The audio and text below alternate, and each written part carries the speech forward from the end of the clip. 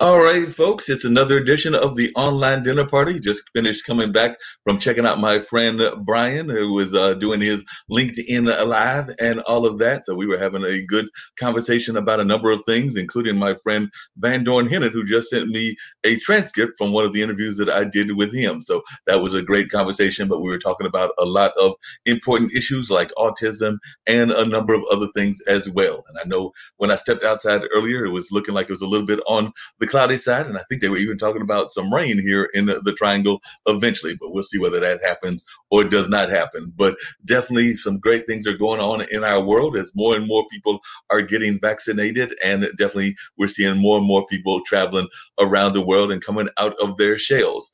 I've actually been scouring the news and seeing all kinds of interesting things going on, including an amazing young lady who has come up with her own animation character and all of that. So that's going to be the first guest that I'm going to bring on. And I've got Peaches that's going to rejoin us, and we've got some others that hopefully will be coming as part of the dinner party as well. But I want to bring on, and you'll have to make sure that I got the pronunciation right, but see, Andress Jackson is joining us, and hopefully that's the right pronunciation. And she's got an amazing character that she's created and all of that. So how are you doing, Miss Jackson? Like I said, when I was seeing the news and I saw that you've got Chloe, I was like, this is just a great way to get people more engaged in travel, because we've been so cooped up in this whole COVID era. Absolutely. I'd love to hear how you came about this whole thing and a little bit more about it. Because like I said, I saw Chloe and I was like, wow, that's just amazing. And I don't have any kids, but I've got two nephews, and I know that they've had to be cooped up, had to do online learning, all of that other kind of stuff that they were not used to. And now they're starting to slowly get more and more out. I know they've even been engaged in their sports activities, because they played soccer, football, and I believe lacrosse, but definitely all kinds of sports and all of that. So tell us a little bit about your involvement in this great project, because when I heard about it on our local network Spectrum, I was like, this just sounds so fun, and we need to have more people getting back into travel. Absolutely, 100%. I am ready to get on a plane myself. I haven't been on a plane in about a year and a half, which is probably the longest it's been for the past 10 to 15 years. So I'm definitely ready to get back flying. But Chloe the Jumbo Jet is a character that I came up with, which just kind of combines my love for travel. I also have like a childlike fascination with airplanes. So every once in a while, the Air Force One, the 747 jet comes to Greensboro and does touch and go. So I'll literally like chase it around town and get videos. So it just kind of combines things that I love. And another thing that I love is teaching children and educating children. So the goal of the cartoon character is basically to inspire kids to travel, teach them about different places in the world, inspire them to want to go there. And also to wrap up diversity and inclusion in those topics as well. So we know that as you travel more and you get exposed to different people, different climates, different environments, it expands your mind and it makes you more open to different people and cultures. So the goal is also to promote diversity and inclusion as well. No, we definitely have to promote diversity and inclusion, and we don't see enough of that. I've even heard some friends of mine, a good friend of mine, Warren Wheeler, has actually been trying to teach kids how to fly airplanes. And unfortunately, we're not even seeing enough of the pilots coming from the Minority Society. So he's actually got a one of those flight simulators and all of that. And he's actually teaching people how to learn how to be pilots. And even if they don't want to be pilots, at least learn how to fly, maybe at some point or another, their own private jet and all of that. So were you the young kid that would literally be going to the airport? Because I remember that as a youngster, and I'm in my late 50s now, loving to go to the airport and definitely sitting there in the observation booth. And of course, I'm here in the Raleigh-Durham area, and at that time, it's a much bigger airport than it was at that time. So at that time, you could definitely see the planes coming in and all that. You can still see them coming in, but it was a different kind of experience. But I was wondering your experience and your relationships with planes. Absolutely. So growing up on a military base, we saw planes all the time. So I grew up a large part of my childhood I spent in Ankara, Turkey.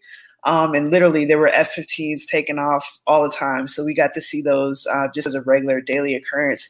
And like you said, back when you can actually get past the security gate and go to the gates and look at the planes, I remember there was one Christmas even where my mom said, look, I don't have a lot of money. You guys get one thing. And I actually picked At that time, we lived in Charlottesville, Virginia, and I told her that I just wanted to go to Dulles and watch the planes take off. So, we went up to Dulles, and I watched the planes until my heart was content. And then, had a great dinner and went on home, and that was my Christmas present, and probably one of the most memorable Christmas presents I've ever had. No, I definitely can relate. And by the way, I can also relate to the Anchor experience because when I was born, and this was way back in the early 1960s, my dad was actually stationed in the Air Force. So I was born here in Durham, North Carolina, but I think that about maybe 2 or 3 months, they moved me as a young infant to Turkey. So I spent the first 2.5 years of my infancy there in Turkey. So like I said, those whole baby years were not in America. They were actually there in Turkey. I have no recollection of it. Every once in a while, some dream that I can't figure out what it is comes into my dream patterns. And I'm going like, maybe that was from when I was a baby and everything, because it will involve animals and sometimes involve the ocean and things along those lines. But no, concrete memory of it. But what were your memories of Turkey since you spent some of your youth there? Yeah, so I remember definitely the airplanes all the time. I remember the prayer, so the daily Muslim or Islamic prayer. I remember that just kind of coming over. You can hear that pretty much anywhere you were on the Air Force Base or off the Air Force Base. What I remember, like, almost more than anything, is the food. The food was so good. And I can almost still kind of taste it, even though I was young. So I'm a big fan of Turkish food, and anywhere I go, I try to look out for Turkish restaurants and sample it to see if it tastes anything like living in Ankara. No, definitely understand that. Were there any other parts of the world, because we are part of an international network, that you also remember traveling to and that you as a traveler hope to go to? And if there are certain parts of the world that you have enjoyed even in your own world travels? Absolutely. So definitely, I remember as a young girl going to Greece and, running up the steps of the Parthenon. That was pretty memorable. I remember going to Berlin, Germany, and kind of, we were there on a layover and walking around and just seeing all the beauty and the colorful houses and things of that nature. As an adult, I'd probably say my favorite travel experiences were London. The architecture, the history is just remarkable. Paris is also amazing. It's everything that, anyone ever dreams about. I definitely dream of going to Italy. Apparently we went to Italy on a layover when I was young. I don't quite remember that, but as an adult, it's my dream to go back there and see everything, all the sites and museums in Rome, and, sit and have a cup of coffee on the Amalfi Coast. So hopefully now that things are open, I'll get to do that sooner than later. And the other thing, you actually alluded to it, but do you think that as a general rule, and I think part of it might be because of, the overtones of slavery and things of that nature, but do you find that enough folks that are Black and brown are doing enough travel? I mean, of course, we've all been cooped up because of the COVID pandemic and everything. But even before that, did you feel that we were doing enough traveling, or is that part of the reason that you wanted to get this book out there, to try to get more of our young people to even thinking about traveling, both as a career, but also as something fun to do? Because I'm just wondering if we're actually getting out there enough in that travel space. Yeah, that's a great point. I think we're starting to more. I'm starting to see a lot more people jump on airplanes, which is amazing. I'm not sure kind of what the catalyst of that is, but when I started Chloe the Jumbo Jet, I definitely don't think there were enough of us, traveling. I think a lot of times fear got in the way, or just, even the question of, is it safe for me as a person of color to travel to Greece? Is it safe to travel to Iceland, right? So I think that was also a question that was persistent on most people's minds. But I'm definitely starting to see a lot more people, get on planes, go to different places. However, as you said, I do recall I was born in Newark, New Jersey, and I remember working with kids in Newark, and it was amazing to me that, Newark is about a 15-minute train ride from New York City, one of the greatest cities in the world. And it just, boggled my mind that a lot of those kids never even, took that 15-minute train ride to go to New York City. So that was a big impetus and inspired me to create Chloe the Jumbo Jet, to just make travel more accessible for everybody, and not just privileged or elite or people with money, right? You can travel, again, 15 minutes from your neighborhood and still experience a whole new world. No, I definitely agree with you on that. And I'm actually not surprised about Newark because I remember I had a cousin who's actually ironically got involved in travel a lot because of the military, but he went to well, he was living in Asbury Park at one point. This was after he Okay. had gone to Duke University. And I remember Yeah. that I wanted to go visit New York and some of my New York City friends. So this was probably maybe 15, 20 years ago or something along those lines. And he was looking at me like, nope, not going to New York, not happening. Don't even try to talk me into going to New York. So I did exactly what you said. I got and on the whole bus and everything, managed to Yep. get over there, hooked up with some of those friends and hung out in the city and then came back because he had got very much ingrained in that whole kind of sports bar environment and not really Yeah. wanting to get to New York all that much. So I'm actually not overly surprised that there might be people in Newark that had that kind of mentality. I don't know why they would have it because I'm one of those folks that likes to explore not just the immediate city, but Definitely. even the cities nearby. And Yeah. along those same lines, I remember that sometimes we're also shocked by um, our perceptions of distance. Because I remember I took a job in the newspaper field at Boca Raton one time, and at the time I was actually having a flirtatious relationship with a young lady from Miami. So part of the reason for Okay. taking the job was because I thought I was going to be getting closer to Miami, and when I got to Boca Raton, I realized that yes, I might have been closer to Miami than I was from North Carolina, but it still was not as close as I thought because I was thinking it was Yeah. going to be It's like, an hour, right? Raleigh, Durham. I'm thinking like right next door, and it's not Yeah. literally next door. You still got a little bit of a travel distance. Definitely. Definitely. I So think Boca's about an hour from Miami, right? something like that, yeah. So Yeah. Yeah.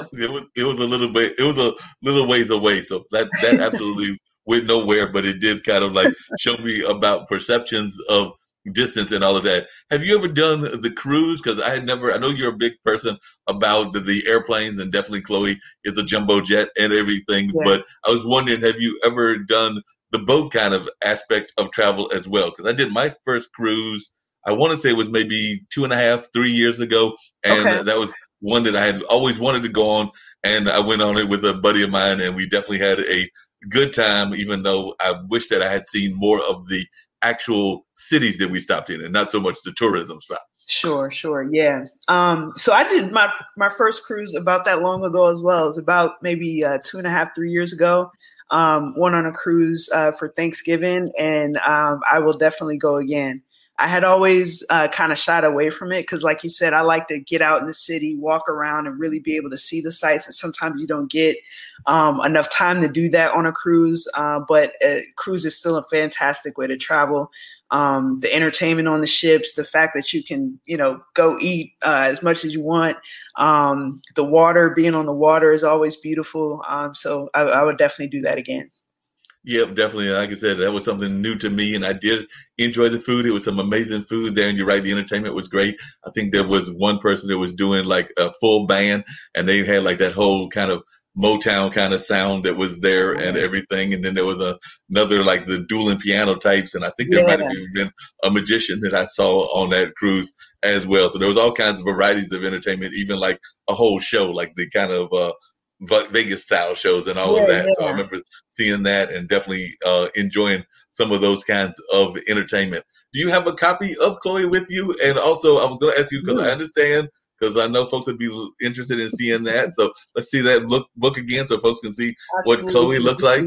This is So Chloe the Jumbo Jet, Charlie's Change of Heart. So this is the newest. There we go. The newest, and it's the sixth book in the series. So each book takes you to a different destination. I've kind of changed the format a little bit to address head-on issues of stereotyping and bullying. So we know when kids are, between that age of 4 to 8 is when they start kind of exploring their perceptions of race, identity, and all those things. So kids also can be very free with their okay. speech. So wanted to tackle issues of stereotyping, bullying, racism, xenophobia in a way that is kid friendly and age appropriate without being confrontational. No, that makes a lot of sense. I'm glad you're doing that with Chloe and everything. What are the 6 destinations that you can refresh our audience or tell our audience about what those 6 destinations are and which ones you've got and what destinations you're planning to take Chloe to? Absolutely. So the first book is London. So that has to do with the Olympics, which is appropriate since we have Olympics coming up. The second one is in Catalina, Spain. So that talks about the International Balloon Festival. The third one is in Seoul, Korea. The fourth is a Christmas book, so that one kind of visits a whole bunch of different places. My mind is skipping a blank for the fifth one, but the Charlie's Change of Heart, so the newest one, follows the second grade class at Wills Up Elementary School, and they go to Saudi Arabia and learn a little bit more about culture in Saudi Arabia as it relates to Islamic culture as well. Gotcha. And what do you think the biggest misperception people have about travel and everything? That's a great question. That's a great question. I think just not necessarily a misconception, but just fear. I think fear can keep people stuck right where they are. And rather than kind of being compelled by excitement and adventure and that sense of exploration, I think we can get trapped by fear.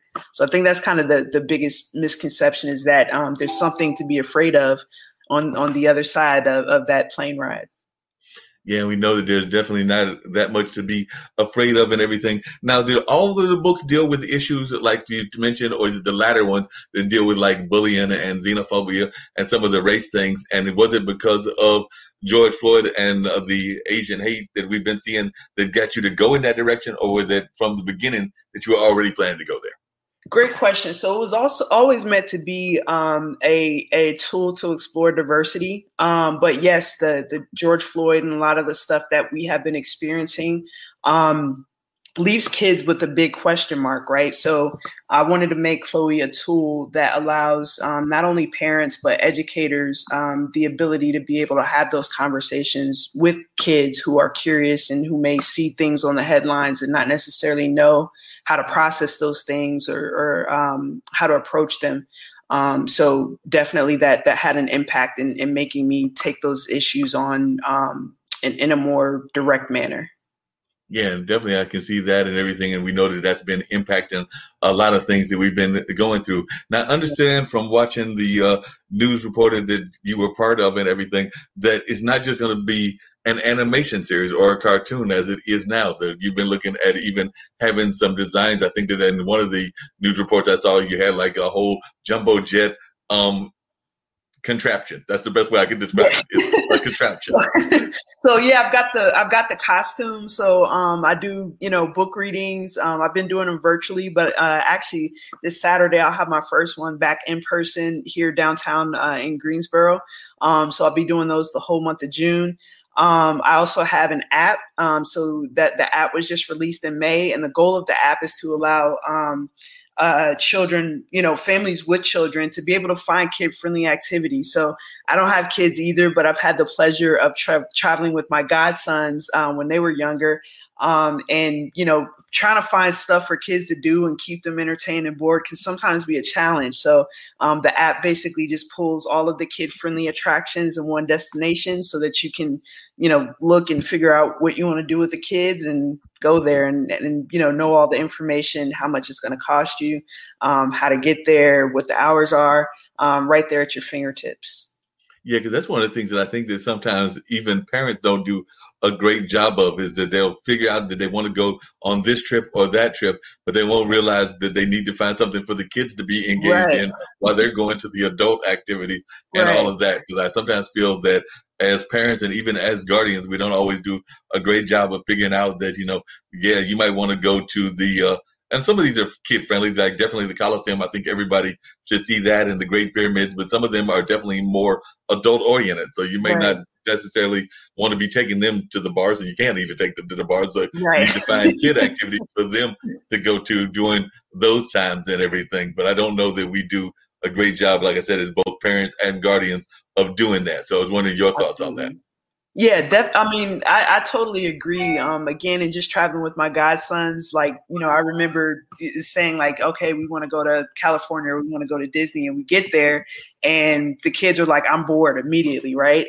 So then you have to get on Google and try to find activities that suit them. And I think kids feel appreciated, and they're more apt to want to participate in travel and not, be a barrier or a roadblock when they know that there's something in it for them. So it's definitely important when you're planning a trip that involves kids to make sure that you're building in activities and attractions that are going to interest them as well. Yeah, no doubt about that. Now, did you find it really hard to get into the animation space or the cartoon space? Because I know a lot of times I've actually got my friend Howard Kraft that's got a cartoon book, and I've got a couple of others that have cartoon books as well, but they're not always that easy to get into. And of course, there's these comic book collectors. I know that there's a big triad Comic-Con, and I know that actually, I want to say it's two African American gentlemen that are actually the runners of that, or the people that are organizing that and everything. But I was just wondering, is this a space that you found a lot of acceptance in, or has it been something that you found difficult to break into? Definitely challenging to break into. I think the process of just being a creative spirit, the process of creating the cartoon, I think was easier than kind of getting it out there and breaking to the animation space. So when I first created the cartoon, the idea was to go to a couple of like there's MIPCOM Junior. There's a couple of kid content conferences. So the goal was kind of to go there and pitch Chloe the Jumbo Jet as being something that could be distributed broader. But that part is easier said than done. So definitely challenging, but it's a worthwhile challenge. I think Chloe the Jumbo Jet is definitely a concept that has universal appeal. And it does good, right? It puts good into society. So my hope is that I'll be able to connect with the right people and get Chloe distributed on an even broader scale. So is there plans for Chloe to become like part of a video game? Because I know one of the shows that I do even here on this network is a show called Gamers Den, which is about the video game industry. And there's definitely some video game creators and all of that. So is there any plans for Chloe to become a video game? And do you also visualize Chloe, because we've had some filmmakers on the show, having its own movie and all of that? So where is Miss Jackson's picture of where Chloe can go? Absolutely. The sky's the limit, pun intended. But definitely a video game, similar to part of the inspiration was Ninja Turtles, right? Again, my godsons were really into Ninja Turtles. So when you look at Ninja Turtles, there's the movie, there's the app, there's the game, there's, educational material. So the goal is to kind of penetrate all of those various markets. We even have plans, definitely kind of pie in the sky plans, but we have plans to even create a brand of Chloe the Jumbo Jet play centers. So those play centers, can potentially be in airports where you can drop your kid off with, background check trained staff while mom and dad go get a dinner and a glass of wine. The kids are burning their energy before you can get on a flight. And again, there's something in it for them, right? So they're more inclined to kind of settle down and hopefully take a nap when they get on the plane. So again, movies, merchandise, the goal is for all of that for Chloe the Jumbo Jet.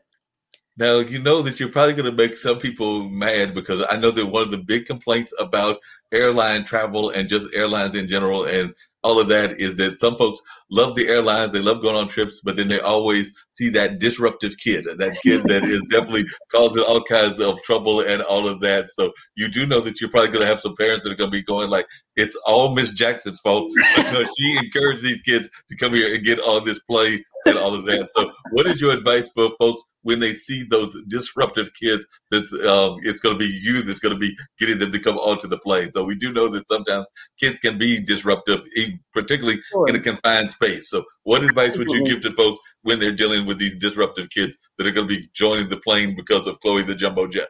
Absolutely. I would just say, remember you were a kid once.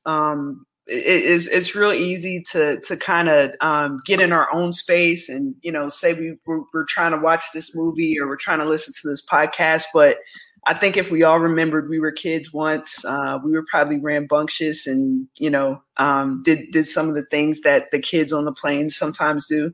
It gives a little bit more compassion and empathy, not only for what the kid is going through, but what that parent is probably going through as well. And again, compassion and empathy are core ideals for Chloe the Jumbo Jet.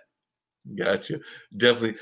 What do you think it is that inspired you and your own creativity? Like I said, I'm always curious to see how people are inspired and what inspired them. So what about life made you the creative person you are? And is it strictly in this animation cartoon space, or are you also involved in like singing and other forms of creativity? A great question. I would say God just kind of put creativity in my DNA. So I've always been creative. Had my first poem published when I was 12 years old. And that was about peace and racial harmony. Have an album. I definitely write. Basically, whatever way I can express my creativity is how I express it. So Chloe the Jumbo Jet is one way to do that. Well, tell us about this album. I did not know about the album, so that's why I'm always curious to hear about folks' other creativity. And Sure. if you've got, and I'm gonna bring Peaches on, who's another person that pops into the online dinner party sometimes as well. Okay. But I'd love to hear some of your poetry because I know Peaches has shared some of her works as well. Absolutely. So the album is called For Dreamers Only. And again, being a dreamer, just wanted to create a space to kind of just dream and to allow dreamers to go on a journey that allows them to experience the ups and downs of being a dreamer. So that's what the album's about. I think it's pretty good. But yeah. And in which spaces it is? And is it in that R&B space, the gospel space, the jazz space, or is it a little mixture of all of that? It's hip hop, but hip hop with like more old school. So I'm definitely the big on words, big on poetry.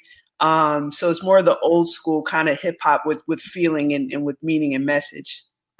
Well, we love that message kind of hip hop. I was a big fan of people like definitely, some of the earlier days of rap, like The Messenger and all of that. It definitely had some serious hip hop message to it in terms of talking about politics and all of that. And sometimes I think that we got away from that in the hip hop era and all of that. So I wish we'd get more of that message oriented kind of stuff. But I'm here in North Carolina, in Durham to be exact. So Ninth Wonder still does some of that messaging kind of songs, as do some of the other parts of his tribe. Yeah, Little Brother, and absolutely, yeah.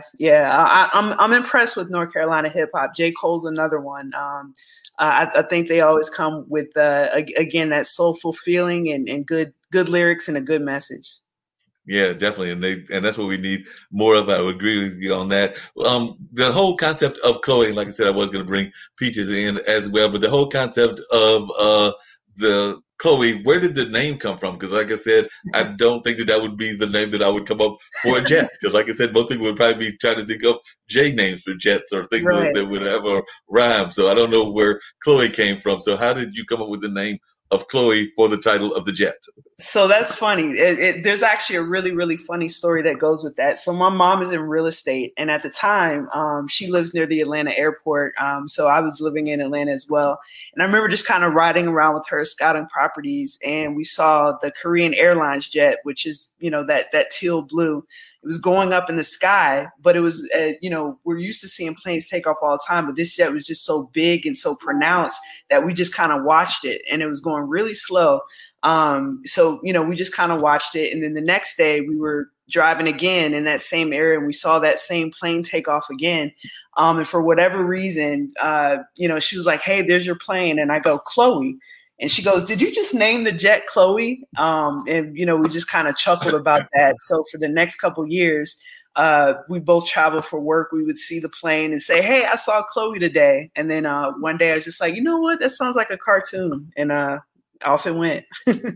It sounds like it went off, and it went off in fine fashion and all of that. And definitely, this almost sounds like people, when they are kids, they look up at the clouds and find all kinds of images up in the clouds, because they'll look at the clouds and they'll be like, there's a castle or there's a whole village or whatever. So I'm imagining that you were one of those kids that was doing that in your creation of imagination. So you're probably looking at the clouds and making whole stories about them, just like you did with Chloe as well. Absolutely. Yes, definitely. So do you have any of your poems? I know that I did not tell you or warn you that I might ask you to, or do you have any off the top of your head that you can share with us and all of that? And then I'm going to ask Peaches if she's got any thought about travel, because like I said, she was a guest last week and said she'd love to come back and everything. So I was going to see if she's got any thoughts about travel. But definitely, what are your, do you have any poems that you know of yours off the top of your head or that you have access to? I'm trying to think of one off the top of my head. I am wholly unprepared for that. No problem. Have to come on again and recite some poetry. We would love for you to do that for sure and everything. Why don't you maybe give us just a passage or a little bit of Chloe? Because like I said, Chloe Okay. is a book, so maybe you can give us a little bit of what that's all about as well. Absolutely, for sure. So I'll read the first couple pages. So Chloe the Jumbo Jet, Charlie's Change of Heart. It was another sunny day in the town of Wheels Up. The second graders at Wheels Up Elementary School were playing basketball at recess. The boys were playing against the girls. The girls were winning. Afia had just made a basket. All right. Charlie got so upset that the girls were winning, he began to say mean things to Afia. Girls from Saudi Arabia can't play basketball. You aren't even allowed to show your face. Afia became very sad. She began to cry. Afia moved to the town of Wheels Up when she was 4 years old. Sometimes Afia had a very hard time fitting in because people didn't understand her culture. So then you see how that kind of sets up for the class going to Saudi Arabia and learning more about the history and the culture and even fun things for kids to do in Saudi Arabia. Then Charlie and Afia, not to spoil the plot, but they become friends at the end. Well, that's great. Yeah. So, Peaches, what's your thoughts about travel? You're seeing that Ciandras has definitely written this amazing cartoon book and everything, and I don't know how much.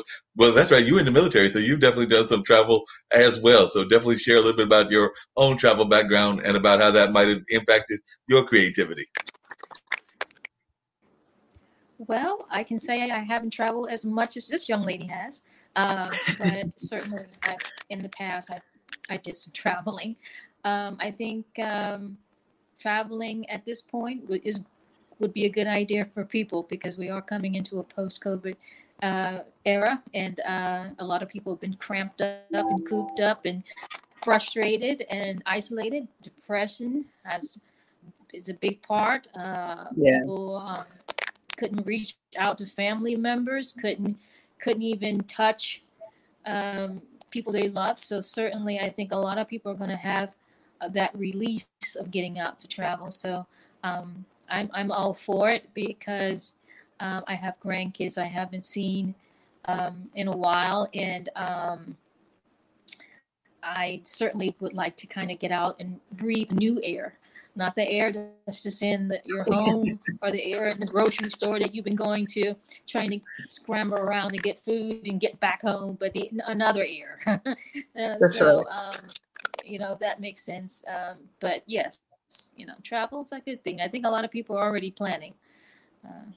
No, definitely. How did you cope, Ciandras, with this whole COVID era and everything? Because I know a lot of people were coped in the house. You mentioned your mom was in real estate. I was actually surprised because I actually served on a couple of boards, and I was surprised at how well certain aspects of real estate did during the pandemic. Some of it was like some of the more corporate stuff, but there was some other neighborhoods that did well also. So I was actually surprised at how well that industry did, because you oftentimes don't think of that as being a recession or pandemic-proof industry, but apparently it's proven to be so far. But I was just wondering how you cope with COVID and how some of your observations about this whole pandemic.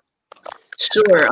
It was definitely challenging. I live alone with the exception of my cute little Yorkie puppy down here. So it was certainly challenging. But I use it as an opportunity to again just dive into creativity. That was how I got through it. I created a pod of people that it was safe for me to be around, people who didn't go out too much. So that was my people contact. But mostly what got me through it was the ability to be creative. So projects like Chloe the Jumbo Jet, a nonprofit that I have, music, all of those things allowed me to. Again, I think Peaches said the right word, release, right? Some of that frustration and just pent up anxiety. Well, tell us about the nonprofit, because actually my mom came out of that nonprofit space. She ran the Golden Leaf Foundation for a number of years. I've got another friend that's actually getting ready to start a foundation that's going to deal with autism and those that are in the disability challenge kind of space and all of that. So she's actually going to be trying to start a thrift store where they will be able to work and do all of that. So I'd love to hear a little bit about your nonprofit, because definitely, like I said, my friend Crystal is starting her nonprofit here, Real Life Works and all of that. But I'd love to hear about your nonprofit. So what is the nonprofit and what is the target audience or cause of that nonprofit? And I would definitely love to hear, more about that. I'm passionate about people with different abilities and especially autism. So my day job is I'm an IT consultant.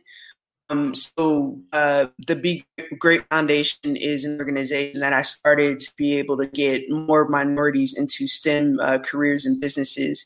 One of the main things that we do is provide scholarships for middle school and high school students to be able to attend STEM camps and certification programs. A lot of those times, those programs are cost prohibitive. They range, anywhere from $250 to $500 up to $1,000 a week to be able to learn some of those skills of the future. So our goal is to provide funding for kids from marginalized backgrounds to be able to participate and to awaken their genius, as we say, to STEM.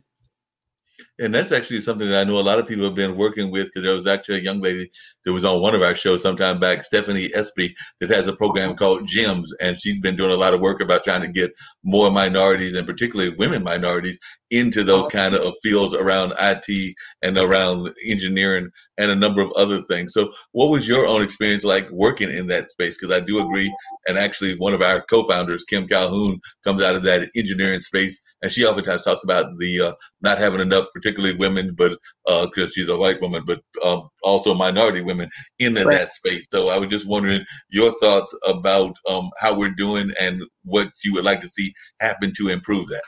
Sure. I think we're doing better. I'm starting to see more of us definitely in STEM fields. When I first started about 15 years ago, few and far between. There were so many times where I walked into, especially in consulting, where I walked into rooms and I was definitely the only minority and definitely the only female. So just kind of in questioning, why is that? A lot of times it's just lack of exposure, lack of opportunity or accessibility. I would like to see, not that everybody has to go into STEM, but would definitely love to see kids who have that natural aptitude or that interest not be limited by environment or socioeconomic conditions, and be able to be future engineers, future doctors, future tech gurus and entrepreneurs for sure. And even tying the whole thing to the animation as well, I'm sure that you would love to see more future African American and Latin American pilots as well. Because as I referenced earlier, we've definitely been seeing a decrease in those. I think there's even been a decrease in the amount of African American like flight attendants as well. So definitely that seems to be something that we need to be trying to encourage more people to actually learn about flying as a career and not just going as a passenger, but also as a career as well. So is that something that you're hoping to bring into Chloe in the future, where Chloe might also be dealing with some of the job aspects of flying and the job that exist in that industry? Definitely, that would be great. You mentioned a game earlier, and I'm just kind of kicking around some ideas for what a Chloe game would look like. But a flight simulator, would be one of those things that might be interesting to bring into the Chloe the Jumbo Jet experience. Again, the kind of there's a coffee shop I hang out, and they play a lot of flight simulator games, and people get really interested in that. So that's really a way to awaken an interest in flying to kids. So I definitely can see that in the future for Chloe as well. Yeah, definitely. Sounds like Chloe's got some great future and definitely some amazing things going on in that regards. I did want you to hear a little bit about what Peaches has got going on, because she's in that same space as you and everything, being a performer and also being a in that poetry space and all of that. So Peaches, I know we did it last time, but if you can share with Miss Jackson a little bit about your background in the creative space, and who knows, maybe y'all could even work together, even though y'all are in different parts of the United States.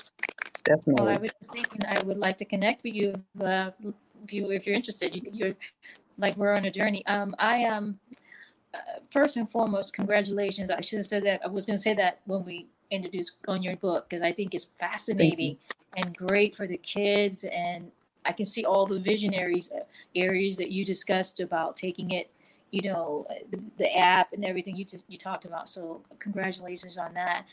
For me, I'm an author. I've been writing books, and my author writing sort of shifted.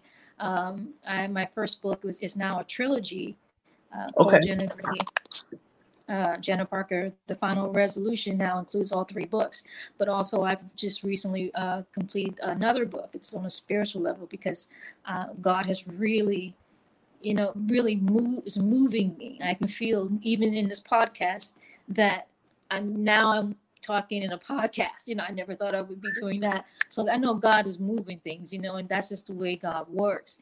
But Right. I just completed the newest book, I Rise. Forgive me, Pastor, those of the church, but I feel I must stand and confess my love and faith in God. And that's the entire title. And so I'm very proud of this book. And I think I'm going to do, it's like a gospel poetry.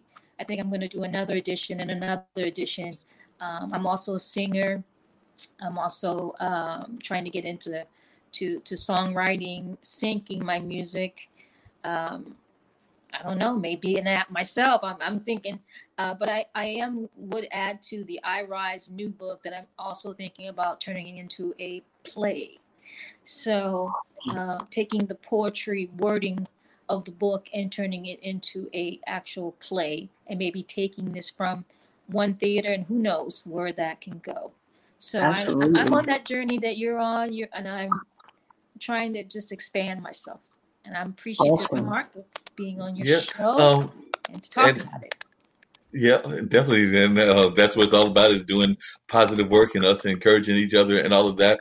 And one thing that Peaches mentioned, and I know I'd love to hear your thoughts about this as well, is whether it's what some people would consider spirituality or mindfulness, or whether it's actual faith and belief in everything. I think that that's very important into the creative process. So, Ms. Jackson, I was wondering if you could talk about the importance of faith and just the importance of that understanding into your own creative process. Definitely. I won't say every idea, but I think most ideas come from him ultimately. So it's important as a creator to shepherd it and to treat it with respect and to nurture it in a way that ultimately makes the big creator upstairs proud. So I definitely try to treat any idea that he's given me with the reverence and to never quit and be persistent. We know as creators that we're always going to run into obstacles and hurdles, but it's when we don't quit that faith comes in and helps us with that last mile. So faith is a very important aspect of the creative process. You mentioned something that we've talked about on this show and a number of other shows here on the platform several times, and I'd love to hear your thoughts about this, which is the dream stealers and the folks that will sit there and they'll not encourage you or try to give you every reason that it won't succeed and all of that. And I know that I've got a good friend, Ray Pascal, and we oftentimes talk about the dream stealers, but we also talk about the folks that will what he calls the brain drain. They'll find your resources and all of that, and they won't necessarily give you the rewards that you're supposed to get for what you're dealing with. So on that negative side, I was just wondering, how have you coped with that, and how have you dealt with that in your own life? Because I'm sure that when you told folks that you wanted to create a cartoon book that was going to have animation and everything, there was even people in your own circles, not saying friends, because those friends don't do that, but in your own circles that were probably like, it'll never work, it won't fly, literally. And I did use that pun like you did earlier, intentionally and everything. But I was just wondering, how did you cope with that? And what advice would you give to folks that are trying to get out there and put out another animation or another cartoon book or things of that nature? So how did you cope with those dream stealers and the folks that might want to do the brain drain? Sure. Great question. I would just say, for me, I just never paid any attention. Again, I think the faith part is a big aspect of that. If God told you to do it, then it doesn't matter what man says. So I've definitely had, naysayers and, friends who haven't been supportive, or the first thing they want to do is look and criticize it. But I don't pay them any attention. I try to take what's applicable. So if it's something that I think will improve the product or improve the overall experience, I definitely take that into account.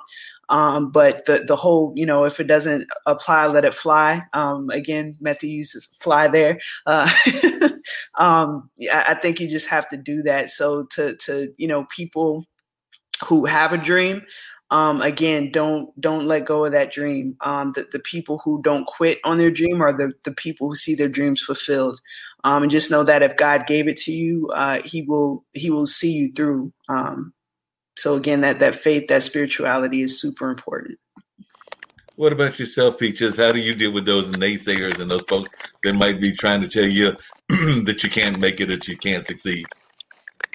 I agree with Cassandra. Ciandris.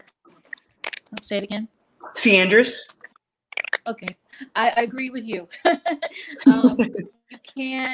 You can't let other people take away your dream, because I can look back at the younger version of me, the other version, and I can think that if I had given up, then I wouldn't be where I'm at right now. I may not be exactly where I want to be, but certainly pushing myself, listening to my inner God, listening to God telling me that you can do this, and picking myself up so many times. You have no idea, and keep going. And now here I am on a podcast. I keep saying that. Thank you so much, sir. I do have a passage in here that maybe later I could read. It says, I won't quit on myself, because God never quit on me. And that's exactly how I feel about this is that I can't, why am I quitting on myself when God hasn't quit on me? I have to keep going until I can't, quit. So No, yeah, that makes sense. I'd love to hear that passage. So if you got it handy, go ahead and share it with us. I will find it in the book, and as when you tell me you want me to read it, I'll definitely read it out to you guys. Yeah, like we can do that even right now. So if you got the passage handy, we can read it right now and everything. Okay, give me a moment to find. Putting you on the spot too, Peaches. Well, I'm good for doing that. And while she's getting the passage, I've actually got another question, and then we'll come back to that. But I'm also a big fan of art and activism, and I think that that's something that we need to have more from our artists doing. And we've referred to that, and even some of the things that you're doing. So, how important do you think it is, Ms. Jackson, for artists, whatever their medium is, to also be activists and to make their voice heard on a number of issues? We've heard that even like if you think about Miss Osaka and what she's been going through with tennis, where she's been bringing out the whole issue of mental awareness and depression and all of that. And some people are getting on her case because they're saying that, she's making millions and that she should be able to afford her own psychiatrist or whatever else. And I'm like, no, I had no problem with her using her platform to talk about Black Lives Matter, and I definitely have no problem with her using that platform to talk about mental illness and depression. But I was wondering your thoughts about artists, and even artists that are bigger than you, using their platform. Like I'm not the biggest fan of LeBron James as a basketball player, just because I root against his team sometimes, actually a lot of times. But I am a big fan of him as an athlete activist. So definitely, I was wondering your thoughts. Definitely. So I feel the same about LeBron. We obviously know you can touch him with your finger and he'll fall over and flop. But as an activist, he's incredible. I think whatever platform you have, whatever talent God gave you, it's our responsibility to use it to make the world better. So in that regard, I think that art and activism are inextricably linked. And that, I watched a documentary on Basquiat the other day, right? And how he used his platform to basically change the narrative around how art was being creative and what art said about society. So I think that the most powerful artists do use their platforms for activism, because there's always something to be said. No, I definitely agree with you on that and everything. Peaches, any thoughts on that? And also, did you find that passage? My thoughts on artists and celebrities using their platform, I would have to say, being that I'm in my prime and I've been through many eras so far, I think more could be done. I think that a lot that of the movement of the Black Lives Matter and how we even still have Black Lives Matter in 2021 is absolutely disappointing to me, and is absolutely unnecessary. I think that I don't want to focus so much as a Black race, though. We've got a lot of people from a lot of eras that are still on the planet that can make a big difference. I'm talking about people that may be from 60, 70, on up till now. And even though I'm blessed for the ones that are out there doing the work, but I think if we get everybody that got that platform to really, we won't need a Black Lives Matter. That's a great Because point. I know there's always room for improvement, but we got too many over time that's still here that could make the difference on this planet. But I think that's another show, because I really am passionate about it, and I could go into more. But I have Go ahead, and definitely I agree with you, and I would love to hear that passage. And I'm about to be ready to let you share that passage with both me and Miss Jackson. But I also am of the opinion that, and I've mentioned this on a couple of other shows that I've been part of, that we also don't necessarily know enough about our history, and by the time we find out about it, we act like it's a novel item and everything. Because I already knew about the whole Greenwood massacre and some of those things, but there were so many people that didn't know about it, and now that we're at the 100th anniversary, folks are finding out about it and finding out about what went on in Tulsa and all of that. But unfortunately, we've not seen enough people that have been aware of all of these great issues and that history that we've got going on. So I'd love to hear y'all's thoughts on that as well, because definitely we've seen a lot more people paying attention to our history now because of Black Lives Matter. But I think that there's a lot of things that we need to highlight as part of that history, but we also need to find ways to bring back some of those glory days as well, because Tulsa was only one of several Black Wall Streets. There was definitely the one here in Durham. There was the whole neighborhood that existed in Wilmington and other parts of the country as well. So I think we got to find ways to bring back those strong neighborhoods, because we oftentimes praise our Indian and some of our, and when I say Indian, I'm talking about those from India and some of our other cultures, for them creating great networks that are great pockets of community, but we don't praise it when it happens in our own community. So I think we need to do better in that regard. But I'd love to hear you ladies' thoughts as well. Well, I'm gonna tell you my thoughts can get really deep. Go ahead. I would say people, if you're in this watching this, watch Roots, the movie Roots. When I watched Roots for the first time, that was years and years ago. That was the first movie that sort of showed me what slavery was told us to be. That is a movie, I know, but that it was like, wow, this happened, and it seemed like throughout the times things just get lost. We keep forgetting where this all. We're still talking about 40 acres and a mule, and people are still talking about getting to Martin Luther King's "I Have a Dream." It's a shame his dream just hasn't come to pass yet, even though we celebrate it every year. I feel like if his dream had come to pass, Black Lives Matter, and people wouldn't be beaten, and we wouldn't even be talking about this, but we are. So I think that we have to get back to talking about it freely. I'm for everybody. I'm for all unity. I'm not just for Black. I'm for everybody. But we can't hide the big elephant in the room. Why do we keep coming back to Black issues? Why haven't we have this? Why is it just Black issues? Well, I mean, I know we're talking about Asian, but that's just coming into. But Black is just on and on and on. Why?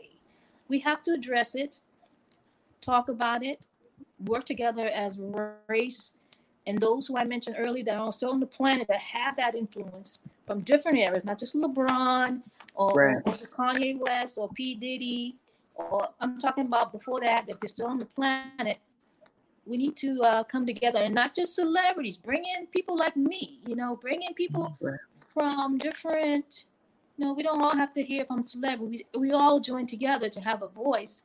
I think we can really make an impact. And look at us. We're here talking about it.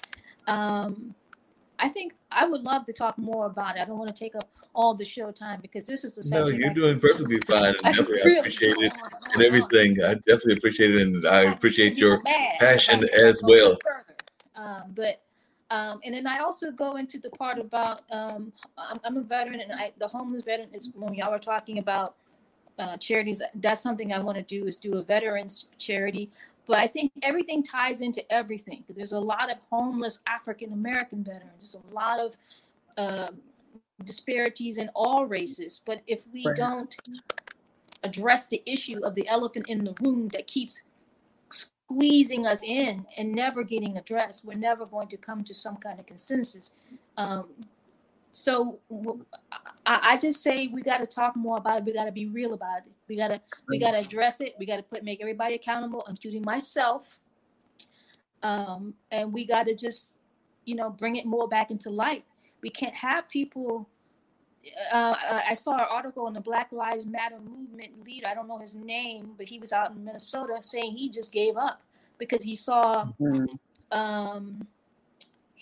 disparity. Even I can't quote it verbatim, but I did say the article. He's a Black Lives Movement leader who's just saying, I'm done with this movement. And he gave up. Wow. You see that art? I'll pass it along to you, Mark. Yeah, because I hadn't seen that article, but yeah, I'm not surprised because there is burnout in the activism space as well. Folks don't know how much it can actually get to you and everything. So there's definitely burnout and everything. And one of the things that I've got to say that I'm proud of where Miss Jackson is that Greensboro actually did get that whole history museum and everything, which is downtown and everything. And I know that they were doing some great work before the pandemic, and I think they're still doing it, even though like everybody else, they're struggling trying to survive during this time. But definitely they were doing some great work and letting people know about what went on there at the whole sit-ins there at the Woolworths, even though there's some debate as to whether that was the first one or whether Durham was the first one or a number of other things that exist out there. But they have been doing a good job of sharing that history and all of that. So have you had the pleasure of going to check out that museum during the times that it was open, or even doing any projects with them, Ms. Jackson? Definitely. I need to go back again because I just don't. You can't immerse yourself in the history enough. I think it's very easy to forget the history. And I think you both made a great point of oral history and oral tradition. Right, we're not going to get this stuff through history books. Definitely not going to get it in the school system. So it's important that there is that bridge between generations. There's no reason why, Jesse Jackson, who's still alive, Al Sharpton, all those people who are out front during the civil rights movement, why they're not more involved in helping to steer the LeBrons and some of the leaders that are out front now. Sorry, the short answer to your question is, yes, I have experienced the museum. And I think that more people need to experience it and really understand the gravity of not only what the A&T4 did, but just, what it's like to sit at a counter and have people spit at you and hit you just because you want to get something to eat.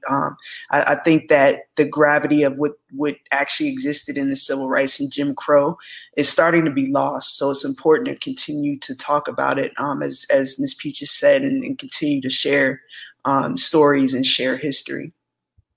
No doubt about that and everything. What is one of the things that both of you have found hardest? I mentioned the dream stealers, but just in terms of your own creative careers and everything, what has been some of the misconceptions that people had about being a creative, and also some of the roadblocks that you have felt in your own career? So I'll start with you, Ms. Jackson. Outside of the ones that we've mentioned, what are some of the other roadblocks that you've had to face, and how did you cope with them? And also, what are some of the misconceptions that you feel people have about creatives in general? Sure. I think people try to, the biggest thing is putting creativity in a box, right? So, yes, I may work on an album this month, and next week I may be working on a children's book, and next week I may be working on something that's completely unrelated, right? Because creativity doesn't have limits. So I think that the biggest misconception, I've had to deal with is just from a naysayer standpoint, oh, what is she up to now? What is Candace doing now? Or this is another project. But from a creative standpoint, I don't think you can put creativity in a box. It comes out however it comes out. And I definitely think it's important for creatives to kind of understand that you don't have to limit yourself. Yeah, I agree with you on that. Peaches, still waiting. So you got the passage ready for us now? I do. And it's titled, I Will Not Give Up on Myself because God did not give up on me. Lord thy God, I come before thee with all my troubles, revealing all my vulnerabilities. I shall fall to my knees to release myself from all my sins, asking for your forgiveness. I shall repent, Lord thy God. I seek your mercy and I trust in you, Lord thy God, to carry me through to better days. I know your light is installed within my soul, that I, Lord thy God, is not a perfect being, yet I know I can do better. I will not give up on myself because, Lord thy God, you never gave up on me. Lord, you never gave up on me. Even when I felt the urge to lay flat, never to move again. Lord, you did not allow that. You moved my spirit. You said, get up, move. There's no time for you to lie flat. I hear you, Lord thy God. I know I must use the gift of your light, Lord thy God, to lead me out of this dark place I find myself in, that there is no time for self-pity. There's no time to stall or hinder myself. That there is no time to forget the strength that you gave me, Lord thy God. I hear you, Lord thy God. I feel your power, Lord thy God. My spirit is lifted by your glory, Lord thy God. I will not give up on myself because you never gave up on me. You, Lord thy God, can part seas. You, Lord thy God, can move mountains. You, Lord thy God, can create everything and show us your power that you are Lord thy God. I will not give up on myself because you, Lord thy God, never gave up on me. I will proceed forward, for you, thy Lord thy God, is King. Amen. That reminds me. I love that. That reminds me of the Psalms of David, the voice in which is spoken. I love it. It reminds me of the song. Beautiful. Well, the book is. I don't know if you guys can see it. I rise. Forgive me, Pastor, and those of the church, for I feel I must stand to stand to confess to my love and faith in God. I get so riled up. I just and I feel like I'm going to turn and try with the strength of God to adapt this into a play, because those awesome. what you said earlier are words that pour from my soul during the time of the pandemic, when I was at my loneliest point, the most depressionist time of my life, and I felt very deeply sad. And I think that sadness, God just came and said, you're not alone. I'm going to give you these words. These words are going to be words of songs. And I just started to write and write and write. And now I want to do more with it, like you're doing. Yeah. I want to do more with it. That's awesome. And speaking of folks doing more, we love having the dinner party and the amazing guests. So I'm going to bring Nick into the room as well. And Nick's going to share a little bit about the things that he's got going on also, because we've got all kinds of amazing people. We've got Peaches, who is a singer, songwriter, and also doing a lot in the creative space. And then we've got Miss Jackson, who's right next to me and everything, who has written this amazing animation book that deals with us doing more travel and all of that. So Nick, share a little bit about what you've got going on. And definitely we've connected through a lot of the different platforms, but I'd love to hear some of the things that you're involved in as well, including the fact that you've got your own line and everything. So definitely share with us a little bit about what you've got going on. You're on mute. My bad. How you guys doing? My name is Nick. It's a pleasure to be here. I just want to say, Mark, thank you for having me. Clandris it is, right? Clandris? C. Andrews. See, I'm so sorry about that. No problem, Nick. Teachers, definitely a pleasure to meet you guys. Hope you guys are doing great today. Hope Pleasure you're to be here once again. So a little bit about me. I'm 25 years of age, Boston, Massachusetts. I own a clothing brand called Only the Motivated. As you can see here, I know my channel stuff, but it's a motivational brand. It's not your typical motivational brand. We're centered around inspiring the world around us through motivation, positivity, empowerment, so that all of us shine in our darkest moments. And we believe that everyone can find their purpose, and our purpose is to help everybody find their purpose through creating unbreakable work ethic, building leaders from all walks of life, and we're trying to inspire every individual to get out of their comfort zone. Because we know everyone in the world has the will to be motivated, but some just don't know how. Because a lot of the things in the world today don't give them the freedom to do that. They don't give them the freedom to get out of their comfort zone. They don't give them the freedom to express who they are, express who they want to be in life. And it's a shame because so many people have an amazing gift and talent, but some of them don't even realize it. And I feel that the world is trying to suppress them from showing that gift and talent because they just don't want to see competition. They're afraid that they're going to be better than them. And I feel it's not even about that. I think it's all about trying to help others uplift one another so we can all get to that high point. We can all get to that high space because we all have the power to do that. But I think just people that don't want to see others do well, it kind of irritates me because so many people are just so worried about being in competition with one another. But not many people like to stop and think, okay, how can I help so-and-so get to the same point that I'm at? How can I help so-and-so give them the same path that I took, give them the tools and the resources that it took me to get there? And it bothered me because it's just so many people have an amazing gift. I mean, some of them don't even realize it. It's just, I mean, I always tell people, you may not know what your gift is today. You may not know what your gift is tomorrow. You may not even know what your gift is next week or next year.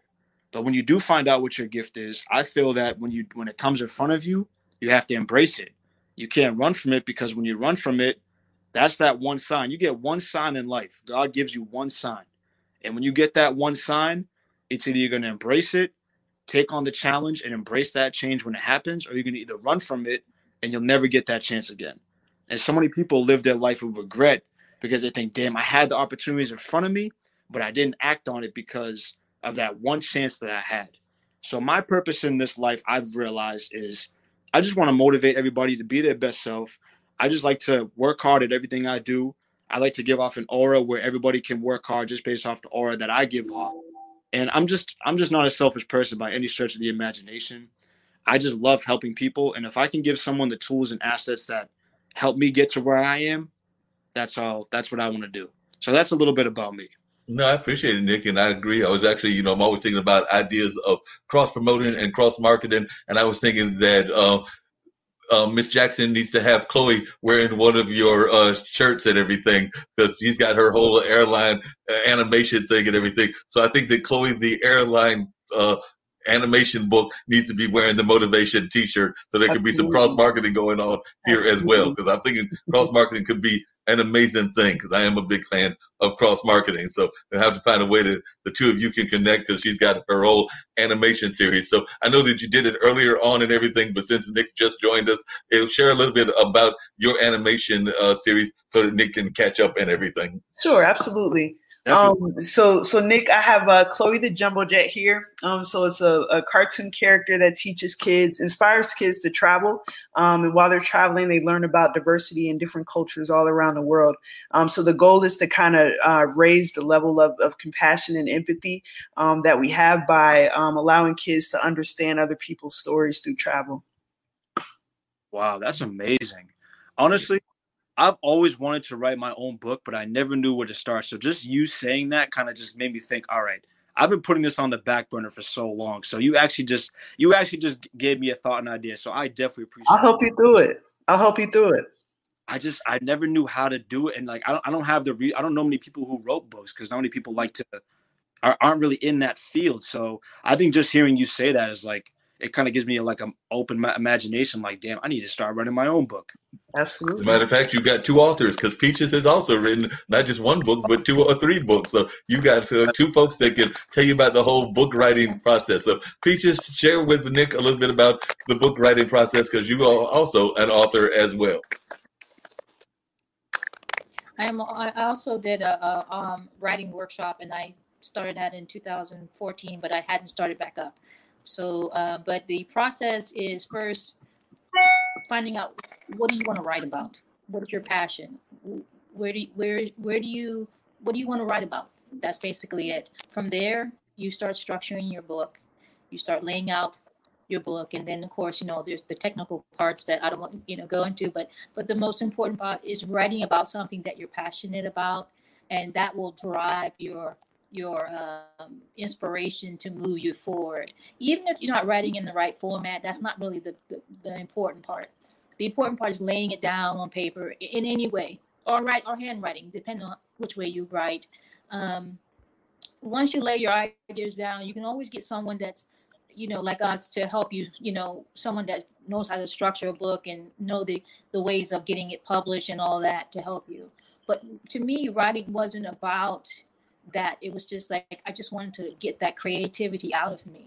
I was just wanting to write. I felt I did young girl poems and everything, but I had no guidance. As I said on the other, I just didn't have anyone to guide me onto.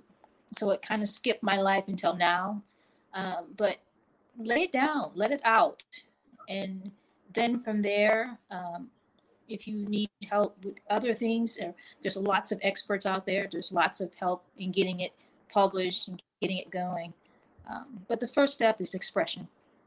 Yep, no doubt about that. Hey, Nick, one of the other things we were talking about before you jumped on, and I'd love to hear your thoughts about this, is me and the ladies were talking about, and you alluded to it in your conversation, those dream stealers, those people that don't want to necessarily support you in what you're doing. And you created this whole clothesline and everything, and I know it includes the T-shirt, but you can also tell us whether it includes shoes or other items as well. But how did you deal with that, being there in Boston, where I know that sometimes folks don't always encourage you, but especially depending on which part of Boston you're in and everything. But I would love to hear your thoughts about how you dealt with those folks that might have been trying to push back against you and not encourage you in what you were doing.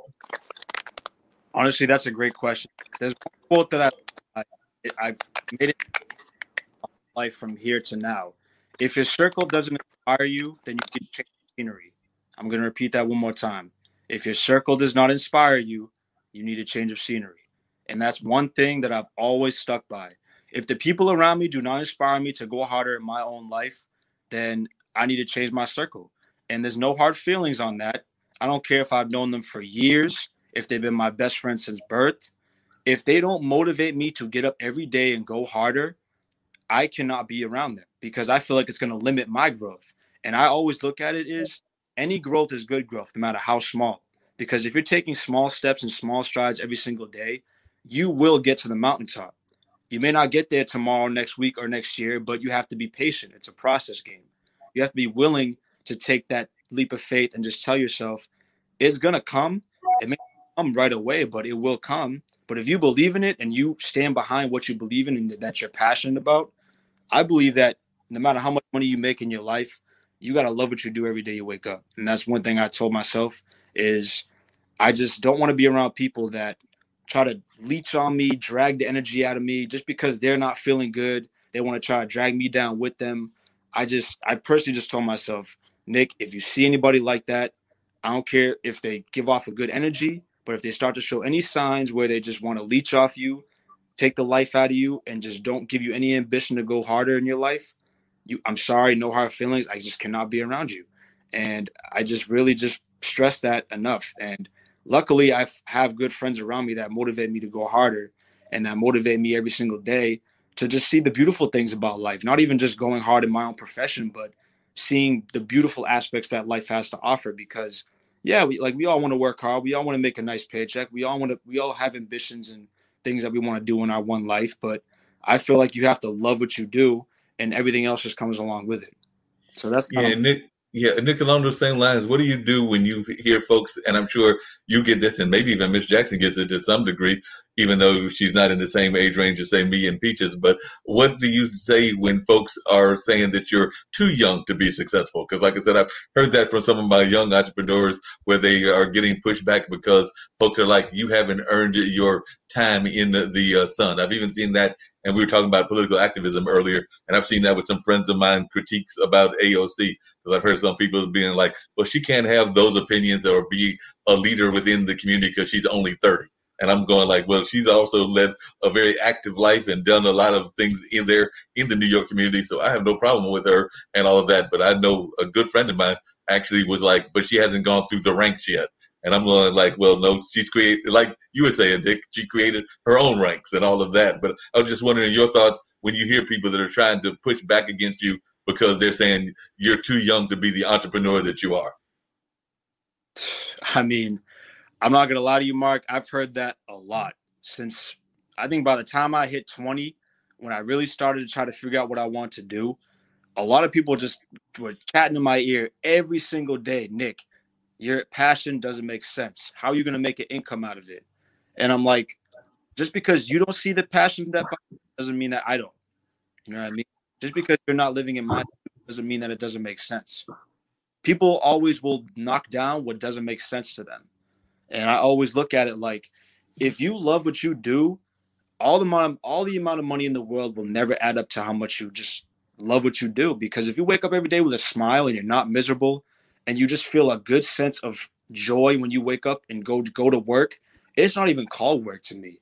And I've told people my dream of, I told them, hey, I want to start a clothing brand called Only the Motivated because it's a reflection of who I am and what I've been through in my life. And people look at me like, dude, you know how many motivational brands there are in the world? I'm like, yeah, you're right. But how many motivational brands are actually about other people, right? How many motivational brands are actually trying to do things in the community, like give back to the homeless, help the kids at the children's hospital? What brands are willing to go out and do that? Who can say they can do that? If you do one thing better than somebody else, you will stand out than somebody else does. It doesn't matter. Like that's like saying if so-and-so, the doctor is one of the best in the state, but then so-and-so is the best in the nation. You know what I mean? Like, as long as someone is always going to do something better than you, but again, it's not a competition. It's about how much value you can earn and give to the world around you. And people look at it like, yeah, I have a motivational brand, but who wants to know the person behind that's running the show? I want people to know the real Nick. Like, okay, this is the person I'm actually buying clothing from. Now it makes me want to buy it even more because they see how authentic and organic and real that he is. It doesn't even matter about only the motivator on a t-shirt. It matters about how much authenticity is behind how much he speaks and who he is as a person. So to me personally, age doesn't mean nothing when it comes to entrepreneurship, man. It really doesn't. If you have the right mindset and you surround yourself with the right atmosphere and environment, you can thrive at all levels possible. And that's just how I personally look at it. Not usually. I'd love to hear Miss Jackson's take on what you just said about your brand and everything, because I saw her smiling and nodding. And by the way, this isn't your average dinner party. I know that sometimes pets are not allowed at dinner parties, but we totally love pets. So Yorkie can show up. You can even introduce Yorkie and let us know who Yorkie is and everything, because we definitely believe in letting even the pets have their moment in the sun as well. So this isn't your standard dinner party. Awesome. He was going to start barking, so I had to pick him up. But this is my baby Wahoo. Say hey, buddy. Hey. In terms of what you just said, I think that's right. I can feel the motivation just coming through the computer screen, right? So like, I definitely can't wait to support you. I definitely can't wait to support Peaches, just because I know who the people are behind the brands, behind the products, right? So I think what you said is so important. Age, entrepreneurship doesn't have an age. I met a 9-year-old entrepreneur who has a setup in the mall and who's actually employing other people her age. So, I'm more impressed by the 9-year-old entrepreneur. I'm still impressed by the 80-year-old entrepreneur, but definitely impressed by young entrepreneurs who have the motivation to go out there and get it. Yeah, no doubt. Hey, Nick, and then I'm wanting to hear what Peaches thoughts about your brand is as well. But just one real quickly, tell us about the brand and specifically what it is and what items you have. Like I said, I know the T-shirt. And by the way, both Peaches and Nick, I met Miss Jackson. I met Miss Jackson because I watched TV news and saw her on Spectrum, but I met the two of y'all through Clubhouse. So definitely Clubhouse, give them a big shout out and all of that. So definitely that's how I met Nick and the Peaches as well. But definitely, Nick, share a little bit about the brand and everything. Of course. Shout out to two queens in this room. Without them, honestly, I can feel that too. They're just as important as me being on here. It's just a privilege to be here. But yeah, we have t-shirts, hoodies, we got sweatshorts, we got sweatpants, we have masks, we have like custom car decals. Right now we're working on trying to get dad hats, we're trying to get crew necks. So I mean, we're trying to expand our color range. I'm wearing the black one right now, but we have red, navy blue, olive green. We're trying to go into burgundy. We're trying to just give different flavors because I know people like flavors. They don't like always the white and black standard color shirts that everybody has in a clothing brand. That's like the two name colors in every brand. But yeah, honestly, like I said, we're tailored toward all walks of life. No matter what profession you are, or what profession you're in, or what career path you decide to take, everybody's motivated in a sense. When you wake up today, like Mark, when you woke up today, you told yourself, "I'm motivated to do my radio show every single day because this is my passion. This is what I love to do." And everybody that's on this podcast right now, you're motivated to be here. It's just second nature. Like I came on here because I'm motivated to push my brand out, push out who I am as a person. And I think getting to know people on a personal level is just as important as a business level because you got to get to know the authenticity behind the person that's doing it. And I think that's just as important because people look at it like, yeah, like building business connections is great, but don't you want to know the personality behind the person that you're speaking to? Don't you want to get to know that person? Like you could build a friendship with that person. It doesn't have to be just always business. But then someone told me today, they were like, "Oh, but you don't want to be best friends with your customers." I'm like, why not? Why don't you want to be best friends with your customers? That keeps them coming back, if anything, you know what I mean? Because now they know that, okay, I've actually got to have a real conversation with Nick and I know what he's about. And I know that, okay, this is someone I can keep coming back to and I'd be happy to give my money to. You know what I mean? Because some people don't really know who they're buying from because they look at like big companies like Nike, Adidas. Not many people are going to go know who the owners of Nike and Adidas are. They're just paying it because of the product and the name on the shirt. You know what I mean? Like, honestly, there's a lot of things I've learned about having a clothing brand that like this all these big designer brands, it's not as cracked up as people think it is. And I'm not throwing no shade towards anybody. I'm just saying that you got to know what you're buying into and you want to make sure that you like sometimes we have sales and we put most of our helping the homeless. Like there's a couple of times recently I've gone out, bought a whole bunch of food, giving blankets to the homeless because it was cold out. I'm just a giving person. I always have been. I'm never selfish in the sense. And I just like to help people. I've never been always about myself. There were times where I didn't have anybody to go to or have a mentor to kind of steer me in the right direction. But I just had to learn on my own, and there's nothing wrong with that. But I'm just glad that I woke up and told myself one day, okay, I need to do something where I can also help people, but motivate people at the same time. No, I totally agree with you on that and everything. One of the things I don't like about certain brands is, and one of the things that really caught me when we were in that room and everything on Clubhouse about your brand is that it was very self-explanatory because I'm not a big fan of those brands that might have images and all of that, but there's people are wearing those brands that don't even know what they're wearing and all of that. Because I remember the time that when folks were walking around with Malcolm X and Shea Rivera and all of that, and you would ask them who those people were, and they sit there going like, I don't know, just a good shirt to wear and everything. Whereas your brand is something that the message is actually jumping out at you and all of that. So it's not like somebody's portrait, and then when you ask them, they're going like, I don't know, just some cool guy from history. Hey, so, I definitely appreciate it. It means a lot to me. Thank you.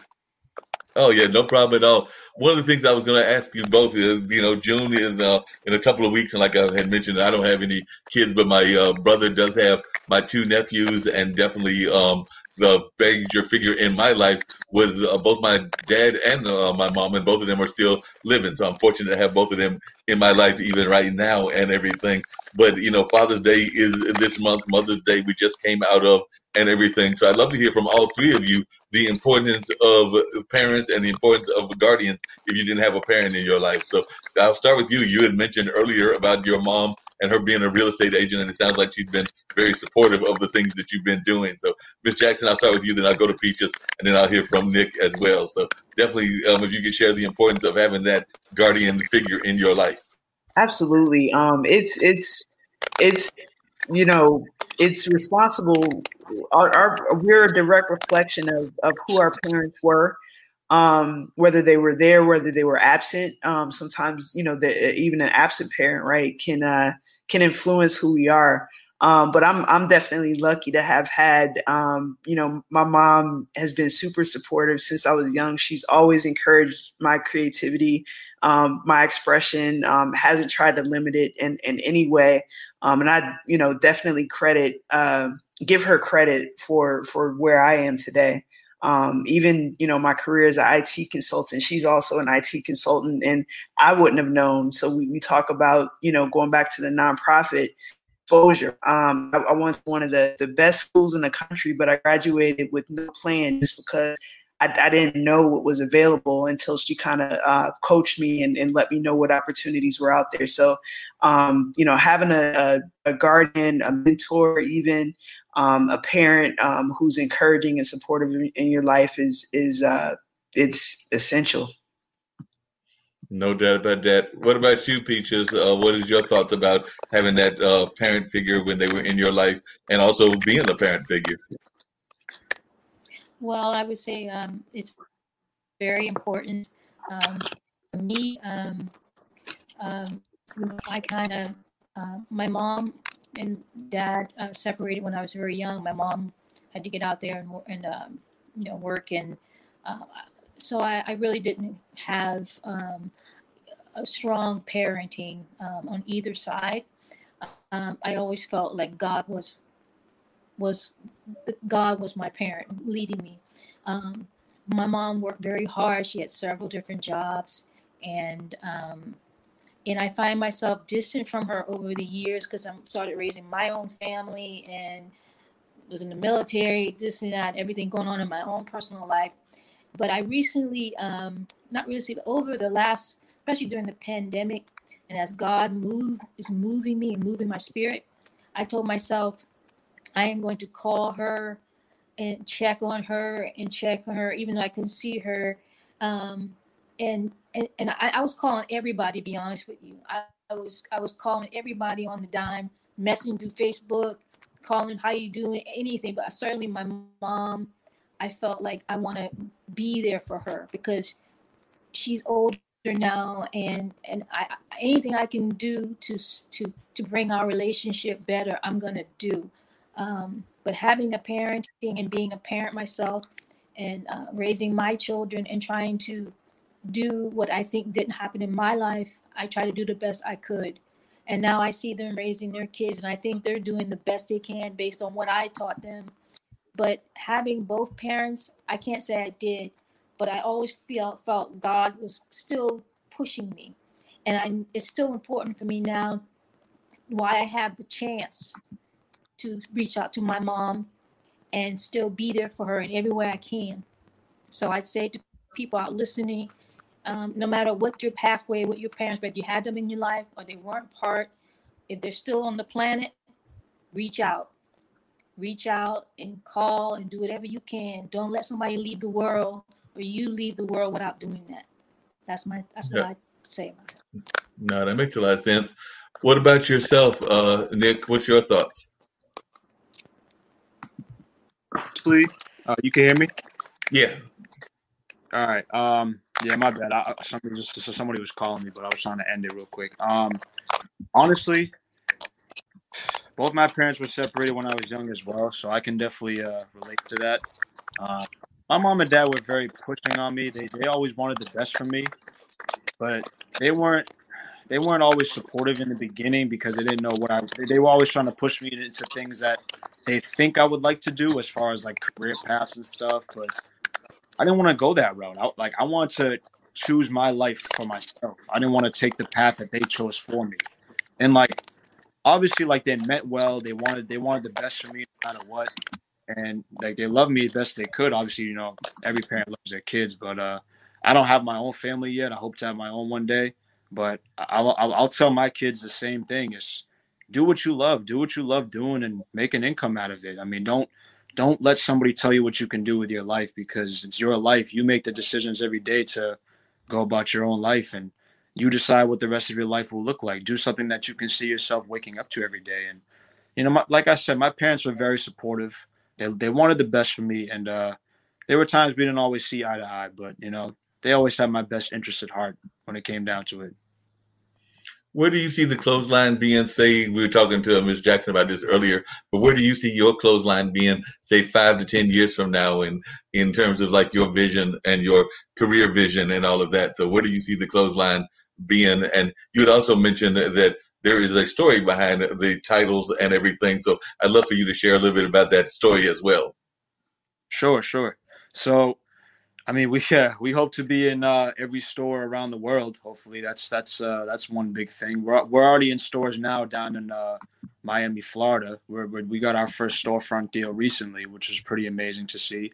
Seeing as we've only been in business for 6 months, so it's pretty great. We definitely try to be strict on marketing and branding and advertising, just trying to push the message out, because when you have a clear message, then that attracts a lot of people, and people like to see what they're buying into. People like to see because honestly, I'll be honest, a lot of clothing brands I see don't have a message behind it. It's just an image on clothing. And the way I look at it is if you have a message behind it that people can relate to, like when you think motivated, it's just like, that's second nature. Like, I'm motivated to better myself every day in my life. When I wake up, I'm just motivated because I want a better life for myself, better life for my environment, my family, everything, because I don't want to struggle. Like nobody wants to struggle. Nobody wants to go through anything like that. And there were times in my life where I struggled a lot. I had thoughts of depression. I was just always really down on myself. And there were times where I didn't want to be here. But what kept me going was the fact that I had a why, I had a purpose, and I had a reason for being here. I didn't know what that quite was at that point in time, but I told myself, there are better days to come. There are brighter days to come. When they come, I don't know, but I do know that down the line, something great will happen if I just stay focused, stay positive, and just keep pursuing the path that I'm going. I've always been a hard worker. Like that. That's one thing nobody can take away from me, because I feel like just my motivation, the way I speak, the energy I give off, and the hard work I put in, because I feel that anybody can talk. It's just, what are you going to do to back that up? And that's one thing that I've always stuck myself to, is believe in what you want to do and always follow through on your word, because your word is everything. Your voice is a powerful tool, and you got to be able to back up what you say. And that's kind of a reflection of me. And I think just the brand itself the brand is a reflection of who I am. And I feel like if people can relate to a story similar to mine, there are other people in the world that are struggling with that, struggling to face their fears, being afraid of being judged by the world around them. And I want to show people that it's okay to face your fears. Fear is not a bad thing. If anything, you have to embrace it, because being afraid means that you're afraid of being able to go forward and understand that you will make something happen of yourself. I think being afraid is a great thing, because people look at it as a negative aspect. But to me, it's not negative at all, because if anything, that means you want to succeed. You're just afraid of how you're going to do it and when it's going to come. So I tell people all the time to embrace fear. Don't be afraid of it, and just be your best self every single day. You're going to have days where you're down. You're going to have days where you don't want to do anything. You're going to have days where just your demons try to cloud your mind, but that's okay. If you get up, just do it without even thinking about it. Just let it come naturally.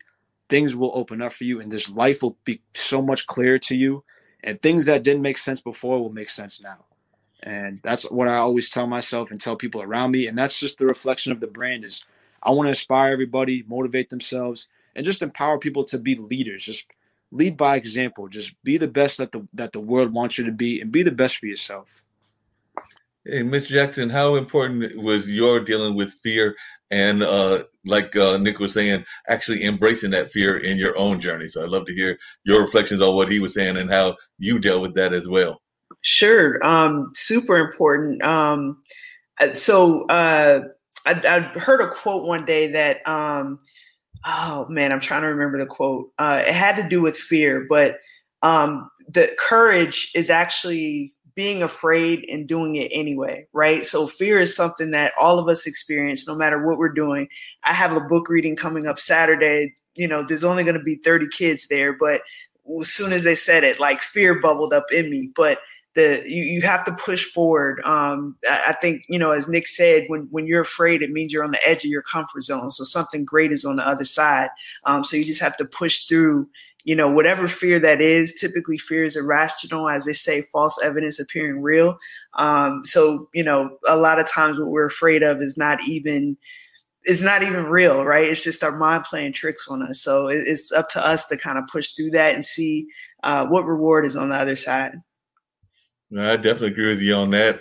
And I'd love to hear what Peaches has to say about that as well. So Peaches, your thoughts about how you dealt with fear and all of that. Well, fear is definitely a very struggle. I had a lot of fears, and I can't honestly. I'm still working through things, but what I do have is trusting God to move me through that. That's my foundation. But fear is definitely, I think society kind of installs that. Let me just kind of back it up a little bit. When we go born into the world, we really don't know what fear, hate, and all this other stuff that derive. But society kind of sort of structures it, and then you kind of start doubting it, and then you start to fear it. And sometimes people can't overcome that.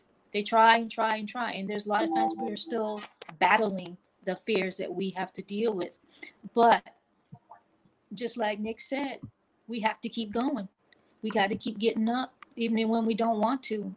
Kind of paraphrasing what you were saying earlier, you know, times where you don't want to, times when you want to just give up, times when you just want to give into that fear. And sometimes I just find myself going into prayer because, I don't want to get too spiritual, but, I'm not going to deny God. So let me get a little spiritual here. Yeah, go right ahead. I had to turn to God to help me through these things. But fear is, society needs to work on stop and fear with black against white, fear with this and that, fear of losing money. Money is so embedded in this society. We have it to survive. We fear everything. That's because society has it that way. I have a very good idea. I think that could work. I don't know if what you think about it, but I think if 1 million people got together, 1 million dedicated people, 1 million says that we're going to give $1 to each person, we make everybody a millionaire. If 1 million people say we're going to join this, we're not going to make it some cult or some kind of pyramid thing, but we want everyone to build up the millionaire club. So we're going to get 1 million people. Of course, there's going to be some sales tax based on how your money is transferred. Let's say $1.50 to cover the cents that we're going to have to do this. But we're going to give each person a day $1, 1 million people, and make that person a millionaire. Why can't we do that? I don't think there should be anybody in society at this point at a poverty level. But there's always that emotion to strive, and then that's that fear to fail. But we got to keep going on. But I think my idea sounds good. I want to push that. I think so too. I'll join that $1. Just absolutely. Absolutely. We got to commit now. We can't have people get their million and run. But I'm just saying, we commit to getting that each person $1 million by just giving $1.50, $1, and there's enough to go around. Is an instant millionaire. Bada. I know it sounds like a big dream, but I'm just like, we got to stop. Society has to start. Our leadership has to stop it. We have to stop that fear of not being there for each other. It's embedded in our society, and then it just trickles out to everything else.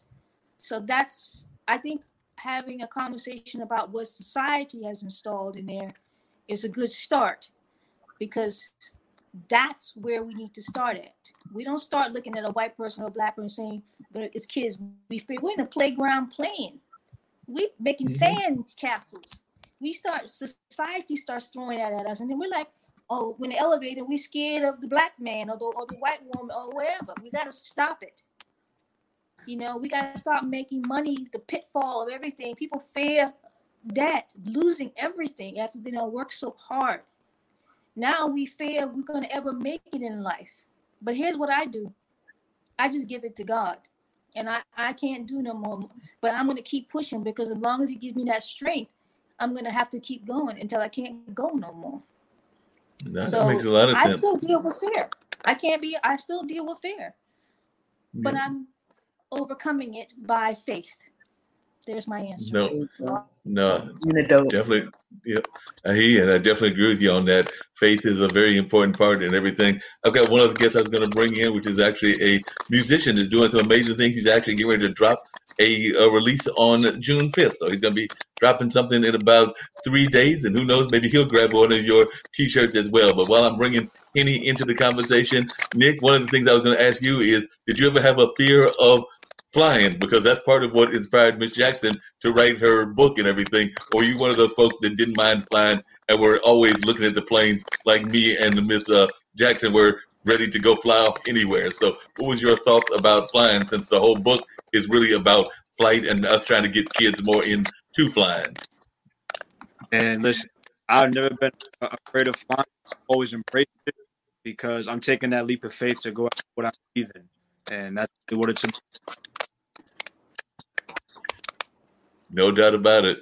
Hey, I'm glad that Henny was able to join us as well. And like I said, his promoter, Eris, had been in touch with me and letting me know that he's dropping this new release. And we're actually going to play one of the cuts after he talks a little bit about what he's got going on. We've been talking about a lot of things, including faith and the importance of faith, but also art and activism and fear and a number of other things. So, Henny, glad you were able to join the dinner party. As you see, we've got some amazing folks. We've got an author/singer in Peaches. We've got Nick, who's got his own clothing line. So who knows, maybe when you get that next concert, you can throw on some of his clothes and everything. And we've got Miss Jackson, who's got a animation book and cartoon that deals with flying and all of that. So she's got Chloe the Jumbo Jet. So who knows, maybe we can have some music going on her whole animation series as well. So I'm always about networking folks and connecting them together. So Henny, tell us a little bit about what you got going on. Well, that's awesome. A lot of talented individuals you got in here in the dinner party. So hello, thank you for welcoming me onto your show. I much appreciate it. I am a MC, originally from the Bay Area. Been in Sacramento probably almost 20 years, doing music as long as I can remember. And I also host an online radio show where I play local and underground music from the Northern California region. Cool. Definitely. One of the things we had talked about before you got on here, and like I said, I will bring up some of your music before we wrap everything up and everything. But one of the things I had mentioned was, and we've been talking about it, was the dream stealers and the folks that kind of like are the people that get in your way and all of that. And we were also talking about art and activism. So I'd love to hear your thoughts on both of those. So we'll start with the dream stealers, or the folks that, as some of my friends call them, the brain drainers and all of that. So I'd love to hear your thoughts, Henny, about those folks that are not encouraging you when you're out there, because you've been in the game, like you said, for about 20 years. So I'm sure you've run across many of those dream stealers. Yes, indeed. Unfortunately. But I think that you really need to identify those people, identify that type of energy that surrounds you, and either remove them or remove yourself from the situation. People with that type of mindset are only going to bring you down.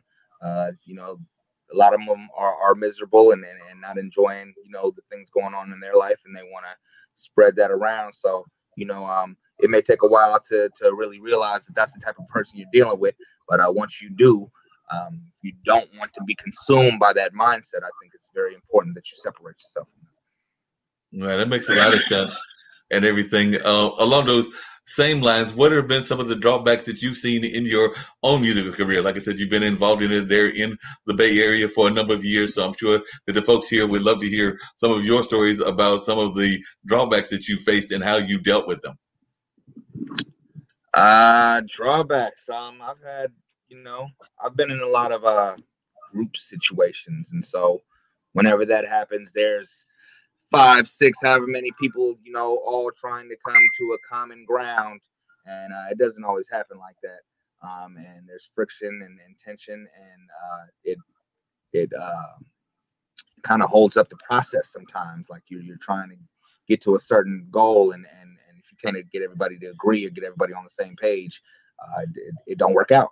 And so that's probably been one of my main drawbacks, is being in all these different group situations, which I've been told that I don't necessarily need to, because I shine by myself, but I like to work with other people, and try to, we can all win at the same time. You know what I'm saying? I like collaborating with like-minded individuals, but I have had to, like you were saying before, just remove people from my situation, stop associating with those type of people, and really do more of me, and make more music, by myself, and put it out there for people to hear. And I still collaborate, and I still have some group situations going on, but a lot of them are more family now, as opposed to associates that I've met along the way. It's people that I know that I could really trust, that really have my best interest at heart. No, that makes a lot of sense. You got to have that trust, and you got to have that element of trust and all of that. So I definitely agree with you that trust is very important, and that we need to have that on a regular basis. But I was also wondering about, sometimes in the music industry, and particularly in that group dynamics, you'll have the folks that want to pursue the career, and then you'll have those that are what a friend of mine calls hobbyists and all of that. So that can also be an issue as well. So I'm sure you've dealt with that, where the half of the band wants to pursue the career and wants it to go to the top and the maximum, and the rest of them are perfectly fine with their day jobs and all of that. Because I know here in North Carolina, I've got some friends in music bands, and they sometimes have to fight that battle, because they've like, half the band wants to go and do the work, and the other half wants to do it as a hobby. So I was wondering, is that something you've had to deal with? And I'd also love to hear your take on radio, because I come from the world of radio, and I know, unfortunately, commercial radio doesn't always do that great by our independent artists. And I'll just leave it at that, but I'll let you give your thoughts, because I have some major thoughts on that as well. Yes, indeed. Very true. I mean, I can't say that I've always just been the person that's just, ready to make things happen. I have, been caught up by distractions and not pushed as hard as I feel like I should have been. But for the most part, I'm ready to go. And so when, people in my circle have been like, on doing it as a hobby, or really not wanting to maximize, whatever we can out of the project by, not investing in it. I mean, that's a big one right there. In order for you to have something become successful or even work in that direction, you have to invest, and you have to invest into the right avenues in order to make that happen. So I've had people that just aren't willing to do that, or hard to get a hold of, or just have other things going on in their lives that prevent them from putting that type of attention into the product that we're working on. So I've seen a whole lot of that, unfortunately. And again, I have to separate myself, because the push I'm on right now, I'm not trying to let anything hold me back. I really want to make something happen with this music, if I can. So that's where I stand on that. As far as radio goes, man, the commercial radio, the reason I started doing radio in the first place is because the commercial radio, I don't feel like, ever gave us underground artists enough of a voice. They play favoritism. If you know somebody, or if you're willing to, drop however much money that they want for you to drop, you could work your way into the circuit. But for the most part, they don't really mess with the locals and underground like that. What's crazy is that the building that I do my radio show in right now is an old 103.5 The Bomb building, and people come to the station, and they'll be like, "Man, I remember back in the day, if you didn't know somebody in the back, or you didn't have some kind of money to contribute, you couldn't make it past this front desk.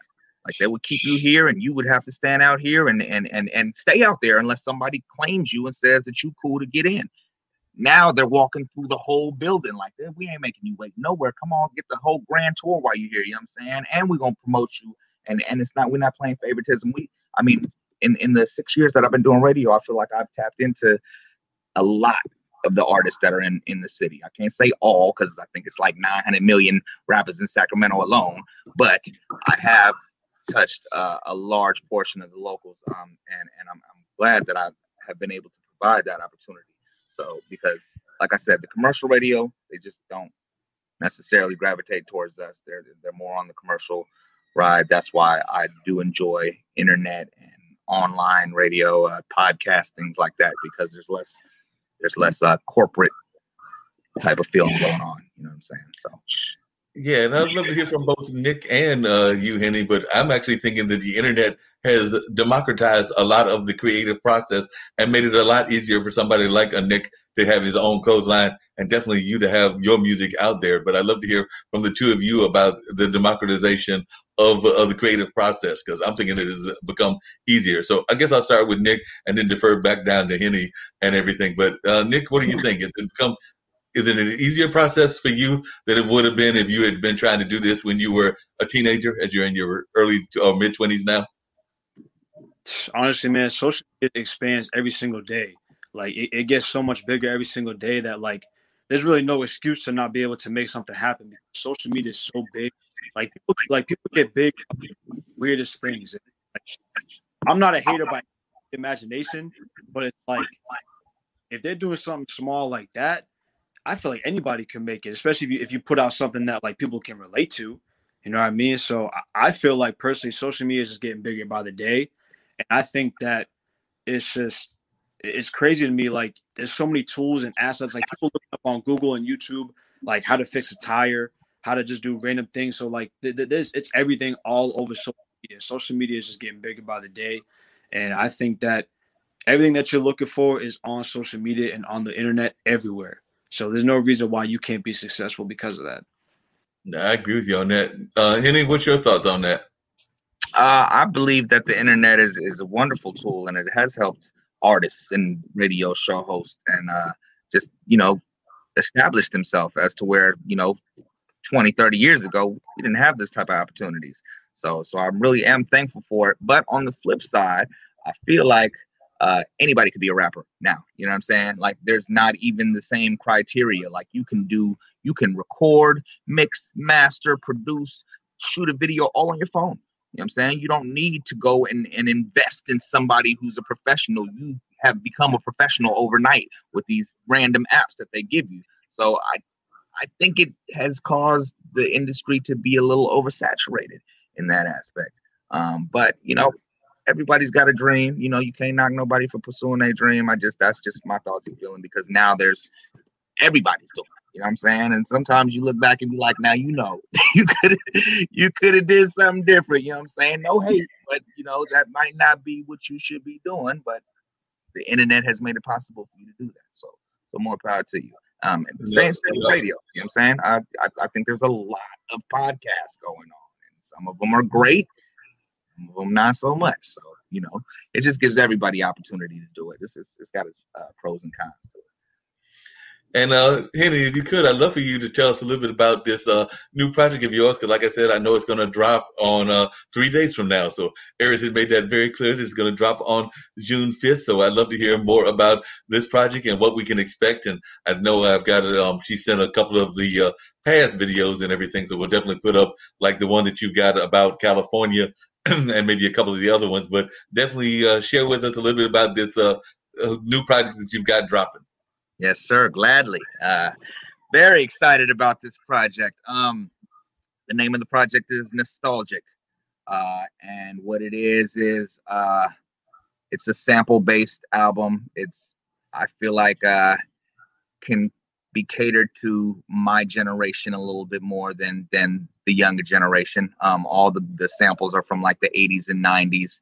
The music is real uplifting and positive. There's barely any profanity on it. Like when I made this record, I wanted, my kids are starting to sing along to music. So, there's certain things I got to turn off. I can't have you repeating some of the stuff I said, but on this project, there's the majority of it they can listen to it. My grandmother can listen to it. You know what I'm saying? My mother doesn't listen to a lot of my music just because she thinks it's all, and I'm not even that graphic of an artist, but she hear F-bomb something here and there, and she, it turns her off to it. But this album though is something that I feel like she can enjoy, and she steps too. You know what I'm saying? So it's something that she could step to with her step crew. You know what I'm saying? But it's real. It's a feel good album, and it's gonna take you back to the 80s and 90s. You'll get that type of vibe when you listen to it. It's 8 records, produced entirely by my DJ, Just Loyal. And he just kind of gave me, you know, a collective of old school type feel good beats, and I did my thing to him. Happiness and Love is the name of the first single. It is out everywhere right now. It dropped on Friday. It's got an Al Green sample on there, you know what I'm saying? So that'll just give you a feel for where we going with the project. Like it's the feel good vibes. I believe the sample I use is Let's Stay Together. You know what I'm saying? So that's the video is gonna drop for that on the same day as the album. That's also my birthday. The album release party is also that night. It's going to be a real big day I'm looking forward to. But the video, I mean, it's just going to show me interacting with my kids at the park, and it's just a whole lot of feel-good vibes to it, man. I'm really excited for the world to hear it, but I definitely have dabbled in making music that has kind of like an old school feel to it, and I definitely feel like I have a fan base there, and so to be able to give them a whole project that they can enjoy without having to skip through it and you know just enjoy the whole thing, I think it's going to be beautiful. It sounds like it's going to be amazing. I want to know, is there space for Nick's Clothesline to be featured in one of those videos? Because like I said, I'm all about networking people and connecting them and all of that. So maybe we got to find a way that Nick's Clothesline can get on there. And I'm sure that even though he's in that mid-20s, he can even get there with the beat and everything. Because you said that even though you were going for the beats that our folks might be able to relate to, the younger folks can get with it as well. Oh, yeah, most definitely.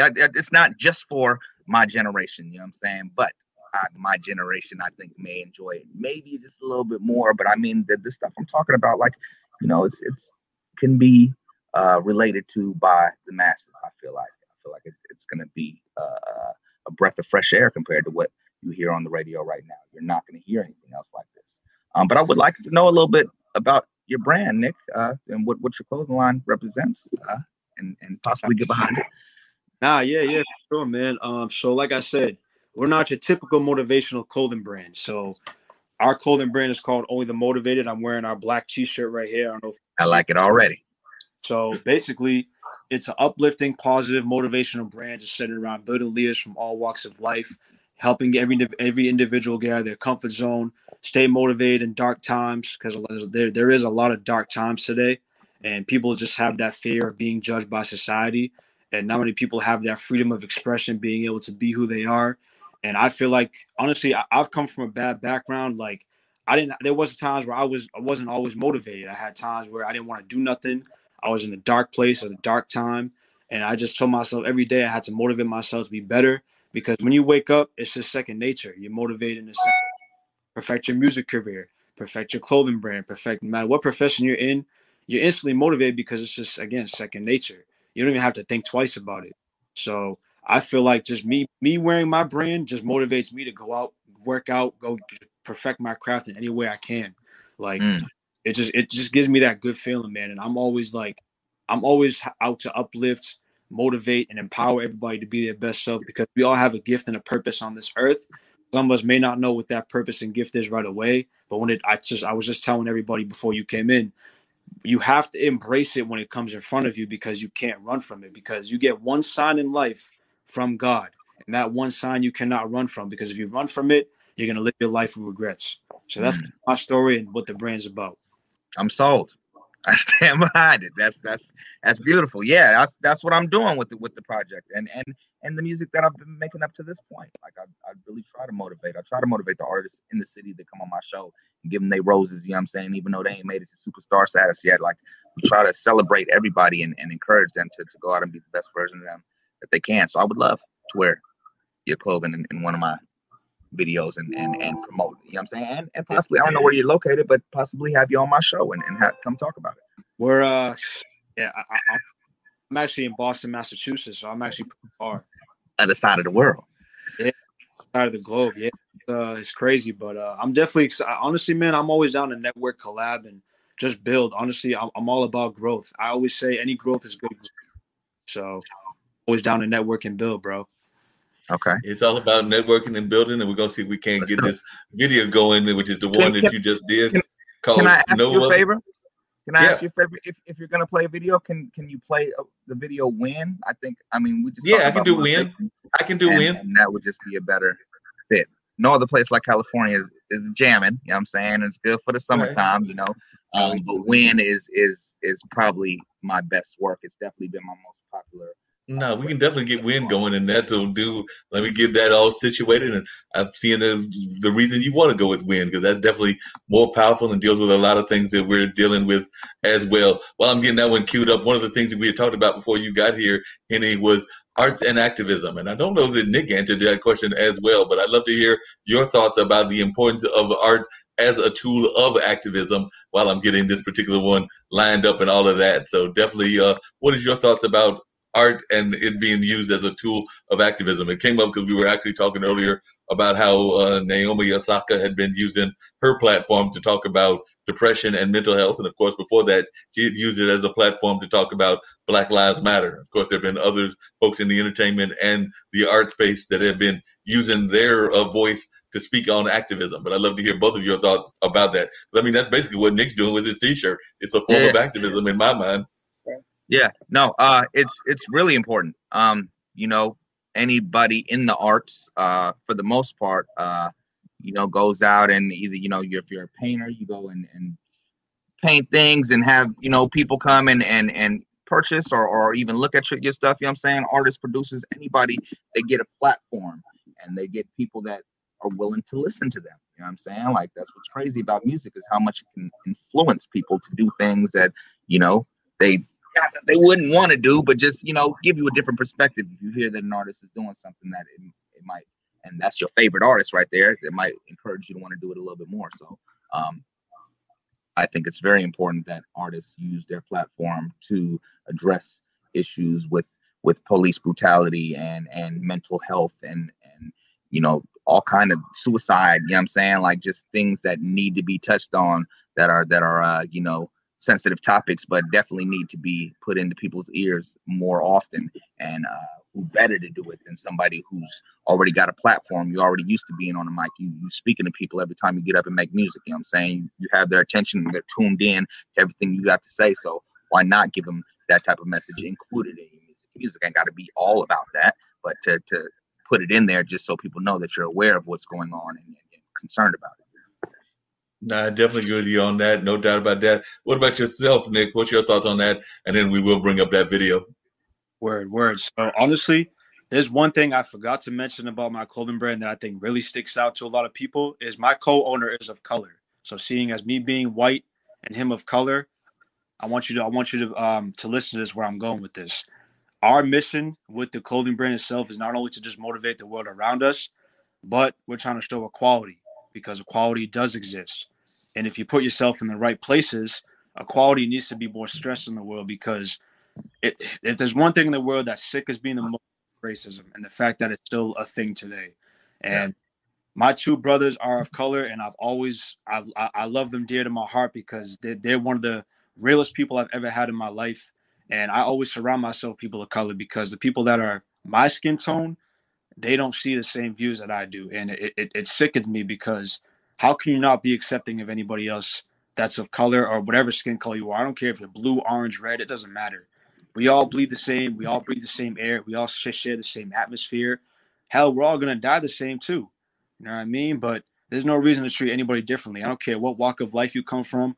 I'll always love you, give you the same care, the same honor, and everything like that, just the same as I did somebody else.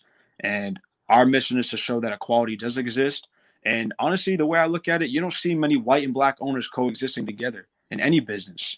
You know what I mean? So that's one of the things that I want to put out as well, is we're just trying to put stress equality to the world, not only motivating and uplifting, but just equality itself.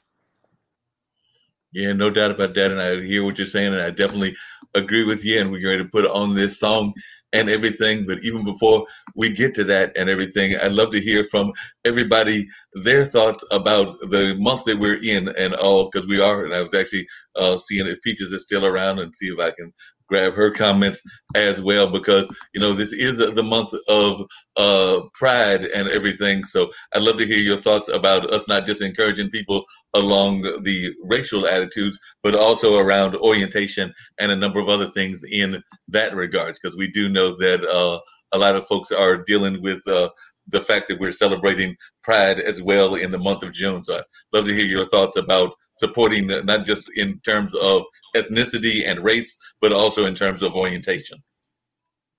Honestly, I think orientation is just as important. I mean, if you're good to show me the same respect, I'm gonna treat you exactly the same. I don't care where you come from, what you're about, or what you stand for. I'm gonna show you the same love and same support that you show me, because I think it's all about being equal and just about accepting one another, who they are and what they stand for.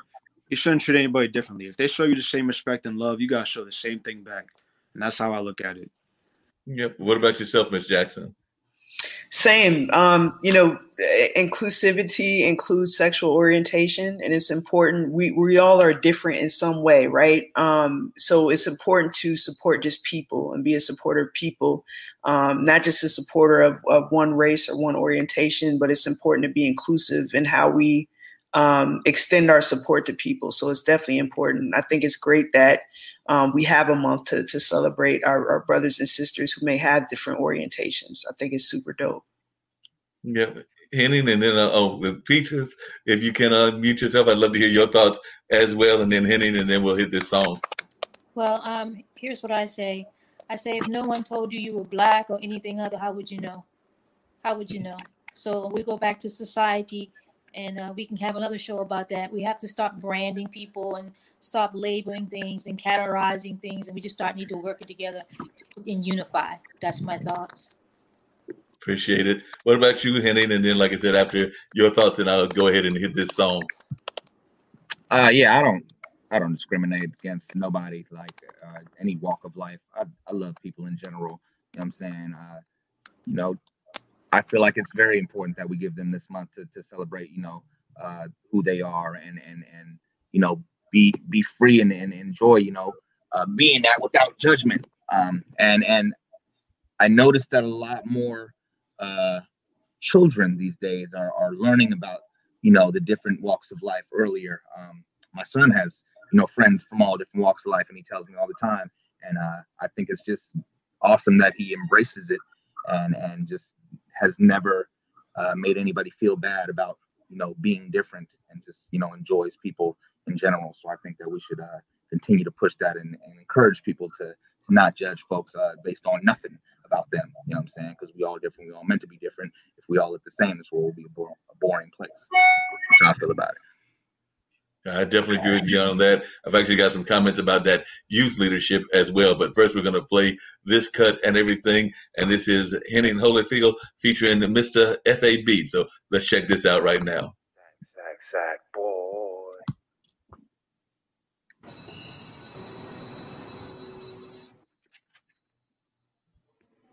Good morning. We have completed our first progress report period for the school year.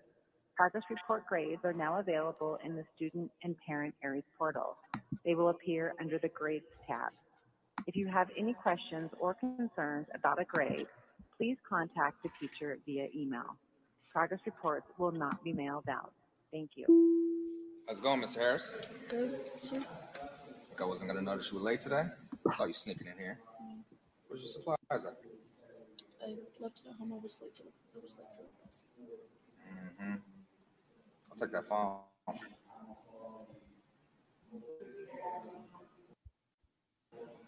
Check that. See one thing about me? Legend.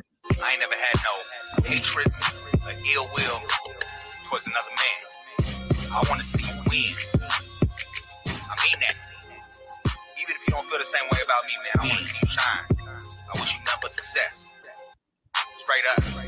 If we happen to cross paths, you gon' see that I'm a different breed. I've always enjoyed seeing other people succeed, seizing every opportunity to do a good deed. And hopefully all of my seeds gon' follow my lead. I truly hope that you receive all that you need. I believe that you can achieve all of your dreams, and I believe you can make it through any situation. Just holla at me if you're in need of some inspiration. I do my best to lift your spirits like a hovercraft. I ain't gon' criticize you, won't be no judgment pass. Let you know you're capable of recovering when you fumble, and help you focus on the light at the end of the tunnel. Life is crazy, full of chaos and turbulence, and every now and then we could all use some encouragement. You gon' meet some people who will rather see you sink than swim. Just know that ain't the way I feel. I just wanna see you win. I wanna see you win. Now you can't let nobody stop you. You got to win. And you were so big it's impossible not to grin. I wanna see you win and then do it again. I just wanna see you win. I wanna see you win. Now you can't let nobody stop you. You got to win. And you were so big it's impossible not to grin. I wanna see you win and then do it again. I just wanna see you win.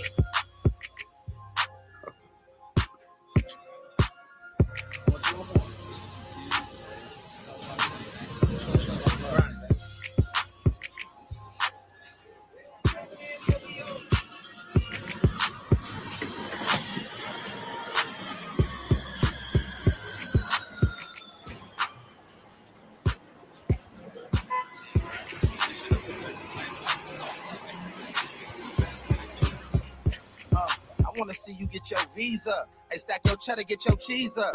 If you a shooter when a sucker slide up, bruh, don't freeze up. Yoke that thing, let it squeeze, bruh. See, I'ma clap for a nigga when he win. I ain't never finna pout. You see me, I'm about to grin. Chick Chuck E. Cheese up when I'm smiling ear to ears. When they let a real nigga win, boy, we all win. And I be in the jet to the hills, to the mountains. Bounce out, hella diamonds, hella wet, look like fountains. They said I got 2 jobs, shit, I got about 10. Cause a nigga working a 9 to 5, waiting on minimum wage, nowadays can't win. Hustling like Jamaicans, working like Nigerians. And if this rap shit slow down, I'ma pimp again and knock a bitch from Siberia. And send her that way on the ice tray. With a fucked up attitude, say punk bitch, have a nice day. I just wanna see you win. I wanna see you win. Now you can't let nobody stop you. You got to win. And you was so big it's impossible not to grin. I wanna see you win and then do it again. I just wanna see you win. I wanna see you win. Now you can't let nobody stop you. You got to win. And you was so big it's impossible not to grin. I wanna see you win and then do it again. I can't understand why people hating on each other. I ain't cool with that. I don't believe in doing that. It's a proven fact. Unless you crossed me and you lost me, just remember that. Come at me wrong, you gon' get the same energy back. It's as simple as that. See, I'm a fan first, standing in the front row, clapping until my hands hurt. See, I'm an entertainer, but it's way deeper than that. I ain't got nothing but support all over the map. The world gon' try to take you down, that ain't in my nature. Now I'ma congratulate you if you winning, player. I'd rather be a stimulator than an instigator. All I do is show people love. I've never been a hater. See, I just wanna contribute to the city shine and bring the culture one step closer to the finish line. Just something to keep in mind when you think ahead. You gon' always have my support because I just wanna see you win. I wanna see you win. Now you can't let nobody stop you. You got to win. And you was so big it's impossible not to grin. I wanna see you win and then do it again. I just wanna see you win. I wanna see you win. Now you can't let nobody stop you. You got to win. And you was so big it's impossible not to grin. I wanna see you win and then do it again. I just wanna see you win.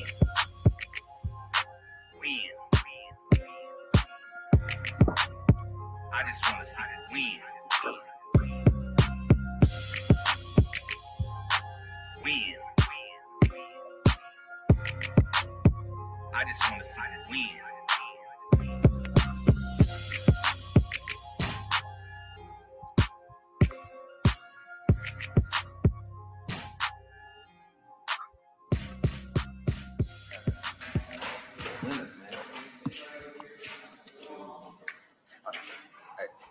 Hold on. Come on, man. Well, I'm good, bro. Nah, yeah. Bro. Nah. No? I need them keys.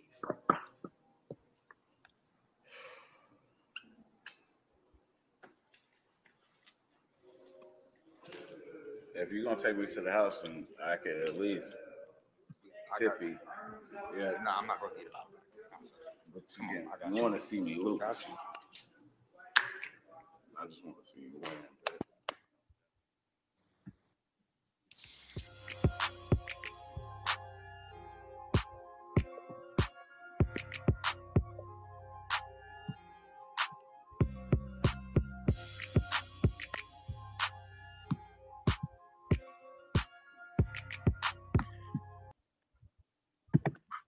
That's hard. Yeah, that was powerful. I like that. Hard. That was so long. I good. know that's a long video, but you know the whole message had to be expressed. Now, but the message was there. That's what counted. Absolutely. And definitely that was a powerful message. And definitely I can relate to wanting to win. I was actually going to shout out and also bring in Steve Rao, our councilman from Morrisville and everything. But we're talking about winning and all of that. But definitely, as you were talking about the youth I've been a big admirer of the youth and their role in things going on in society. So not just folks like my good new friend Nick, who's got his own clothesline at 25, but I'm thinking about like some of those art activists that are in the youth space as well. So I've actually, and I think you alluded to it, Ms. Jackson, have seen them being more inclusive in the ways of their attitudes and all of that. So whether it's like AOC or whether it's Greta that's been leading the fight in climate change or a number of other things, I've actually been quite impressed with what the youth are doing in terms of taking the leadership role. Now, there have been some other conversations around the like generation and their anxiety levels that might be high with the pandemic and everything else that we've also got to face as well. But in terms of their leadership aspects, I've really been impressed by folks like Nick and other young leaders as well. But I'd love to hear the panel's thoughts on that as well, because definitely I found the youth to be truly amazing. Absolutely. I'm super impressed. We're all in good hands. These kids are so smart and so impressive. Just hats off. Hats off. Yeah. What's your thoughts, Henny? You've definitely been involved. I mean, you've been in the game, but you've also seen, like you said, I think he's got kids and grandkids. So what have your thoughts been around the leadership that we're seeing from our youth, whether that's been in Black Lives Matter or in climate change or in a number of other issues? Yeah, I don't have no grandkids yet. Okay. That old yet, but I definitely got 3 of my own.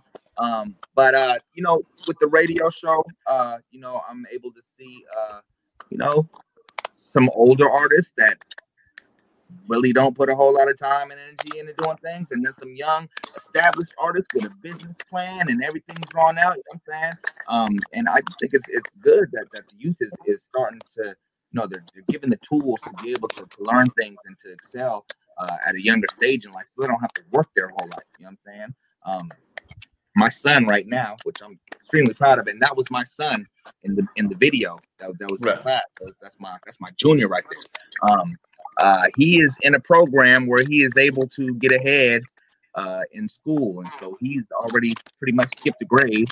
His goal, he's 14. His goal is to graduate by 16 and go and get his master's or his doctorate degree in engineering and be done with college by 22, so he can get a head start on life. You know what I'm saying? And I don't know that I installed that in him like directly, but it's just, you know, installing just the fact that you gotta go for what you want. And I couldn't be more proud that he has that type of mentality. I didn't have that type of mentality at 14 years old. I was running amok, you know what I'm saying? But it makes me feel good that not only he, but, you know, younger kids are starting to think about their future a whole lot sooner. It makes me feel good. Yeah. What is your thought, Peaches, about that in terms of the youth activism that we're seeing and the youth leadership? Well, I'm definitely encouraged by the rise up of the Black Lives Matter movement, because that was a lot of youth. It was a lot of young activists. I think that the youth, we need to work on this. We're going right back to society again, because here's what I think. The kids that didn't get to graduate in 2020, I don't know, man. That had to been an awful, you know, disappointing feeling. But, you know, as a nation, our youth, when I was a youth, when everybody was youth, we always rose up to the occasion. And I see these youth being empowered and coming back strong, creating young businesses, young entrepreneurs. I'm encouraged by them, and I'm blessed that I think we need to do better to give the country, the world, and give them better, so they can do better and make the world better. But I'm encouraged that they will push their way through no matter what.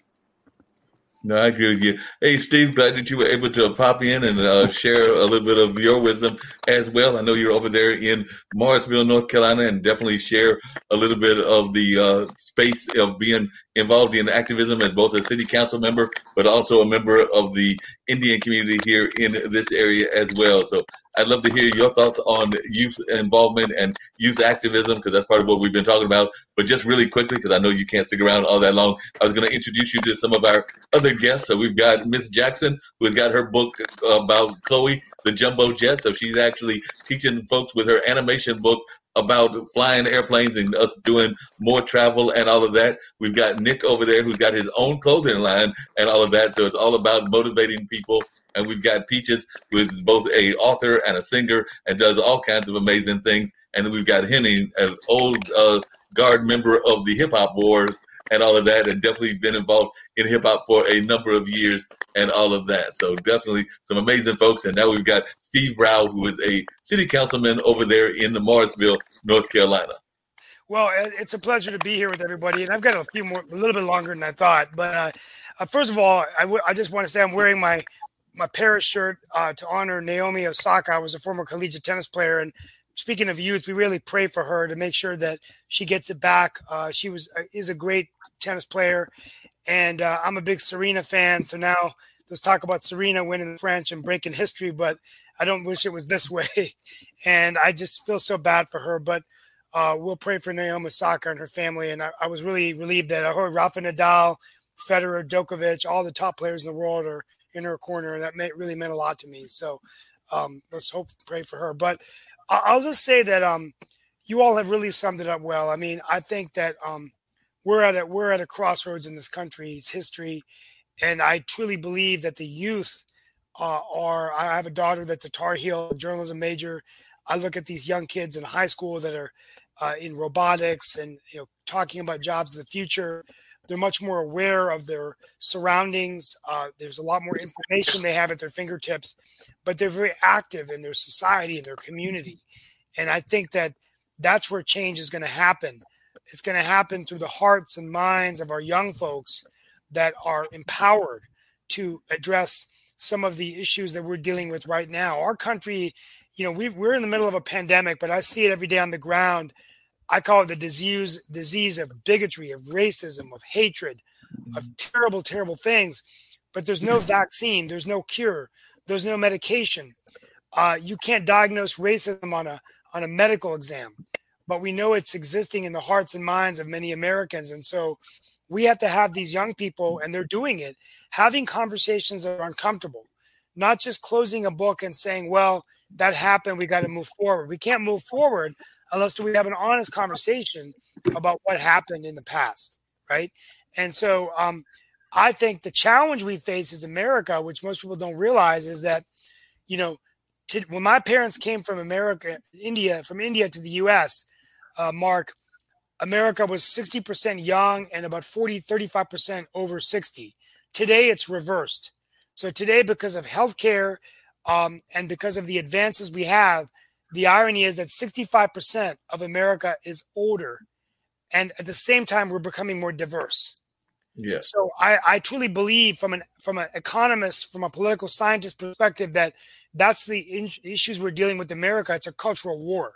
So you elect Donald Trump president that's coming from the rural white areas of America, working class folks that were put out of work, anti-immigration, right? All of that stuff. At the same time, you've got young people with great ideas. So it's this dichotomy where the irony is India, where my parents came from, and this is going to shock all of you. 65% of India under 25 years old. Wow. 70% of the nation. Right. 70% of the nation. And I did not.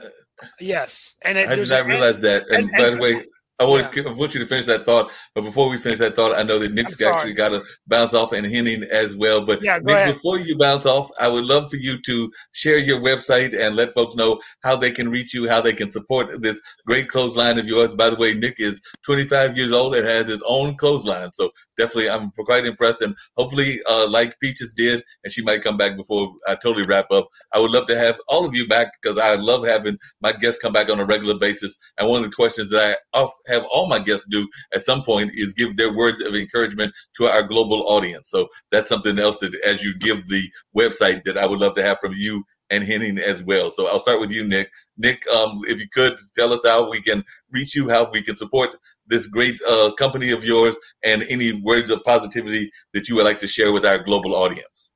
Perfect way to end the whole thing, man. I'll leave it with this. So our personal IG is @onlythemotivated. Our website is www.onlythemotivated.shop, not .com, .shop. And I'm going to leave it with this one quote. Your success is hidden in your daily routine. I'm going to say it one more time. Your success is hidden in your daily routine. I appreciate y'all for letting me be on here. You guys have a lot of great talents, a lot of great and dope individuals. Mark, pleasure having me on here. And I hope to see you guys all down the line. I hope God blesses every single one of you in your endeavors. And you guys are going to do great in the world. I have no doubt about that. I appreciate it. And like I said, Nick, look forward to having you come back on. We do a lot of these kind of shows, not just mine, but we do the World Edition, me and Steve, and we do a number of other shows as well. So love to have you come back on and share your message. Anytime you want to come on, you're like another brother now in the family. So come on in and join the family anytime that you're available. Man, I look back, and I'll be back anytime, man. Sounds good. God bless. Have a good one. Good to meet you. Oh, yes. Nice to meet you, man. Pleasure. Henny, what about yourself? Your thoughts about how folks can reach you, how they can get that new album? He's got an album dropping on the 5th, Steve, so it'll be dropping on the 5th. We played one of the cuts earlier. Yeah. I just heard your music. That was amazing. Well, thank you. That was really, really amazing. Fantastic. Are you in North Carolina, or where are you located? No, sir. I'm in Sacramento, California. He's on the opposite side. Okay, great. Well, that was excellent. Thank you so much. And yeah, that was great. Yeah, I want to learn about that album. I appreciate that. That album is actually out. The name of that album is Clocked In. Look me up at Henny Holyfield on everything. HOLYFIELD. Spotify, title, whatever you use. You're not related to the boxer, are you? No, but it's just I'm the people's champ. Speaking of Evander Holyfield, I saw the Mike Tyson documentary Knockout. You should really watch it. Wow. Yeah. I mean, it's just yeah, brought back some memories, man. I know that's right. Definitely. I'm definitely inspired by him, but I know. Go ahead. So how can folks, any words of encouragement that you want to leave? Because I know you said you had to bounce off in a little bit as well, and I don't want to keep people away from their business obligations, but any words of encouragement that you would like to share, and any words of positivity, and also how folks can, like you said, get that album and just reach out to you as well. Because I know that you're open to collaborations even with some of my folks in the Dirty South and the East Coast rappers as well, because I do have some friends in that community. So I know you're open to collaborating with them no matter where they are, even if we got some rappers from India and South Africa. You'd be game for doing business with them as well. I like collaborating with like-minded individuals, man. I don't care what walk of life you're from or where you at. The internet made it possible for us to connect and put it together across the world. So I'm down with that. My words of encouragement are just to, never give up on what you want from life. If there's something you want, something you desire, don't allow anything or anybody to stand in the way of that. Wake up every morning with that in mind, and surround yourself with people that keep you motivated, because that's very important to have around you, because the ones that aren't going to help you in the process of getting to where you want to be. So life is short, man. We've lost a lot of people recently, and it's we don't need to continue to go on through life without just cherishing the people around us, cherishing every moment, and just making the most of it. But yeah, that album that you heard that record off, it's called Clocked In. The visual is out on YouTube. Henny Holyfield, Clocked In is the name of the album. It's a really good album. I'm really proud of that too. But on this Saturday, Nostalgic is the name of the project that I'm releasing. A record EP. Happiness and Love is the single. The video drops on Friday as well. Please subscribe to my YouTube channel. You'll be notified as soon as it drops. As well as we may just do a video for every record on the project, because I enjoy it that much. Fantastic. Sounds great. Hey, Henny, before you bounce off, I'm probably going to play one of the more you didn't want me to do. There's no place like California. I mean, not that you didn't want, but we're sticking with the kind of vibe that we've got. So would you prefer classic Top Shelf only, or For My Mama to be my going out song? Because I'm going to go with one of your songs to go out after we go around and talk to everybody about their thoughts of positivity and everything. So you might already be gone, but which one of these songs would you prefer, or can we go with There's No Place Like California? But which one would you like me to go out with? When I'm sold on, like, I know that I want that to be played. I know that's my go-to. I just would like to kind of keep the positive vibe going. no other place like California has a good vibe to it, so that would be okay with me for you to jam that one. All right, we'll jam. There's no place like California. Yeah. Cool. And HennyHolyfield.com is my website. You can find all my music. I've got 10 projects that I put out before I released this. Wonderful. Well, Candy, it's great to meet you. I guess I'm going to close out and listen to the music, but I just want to thank everyone for listening to me for a few minutes, and whatever I can do to support you all. Let's stay positive. We pray for anyone that's lost a loved one. We pray for anyone in sickness. We pray that we can get our country healing again. And, I think that my closing message is that, one of the things that amazes me, sometimes before I go to bed at night, my great-grandfather fought at the side of Mahatma Gandhi. He was a Speaker of the House in India back in the 1930s.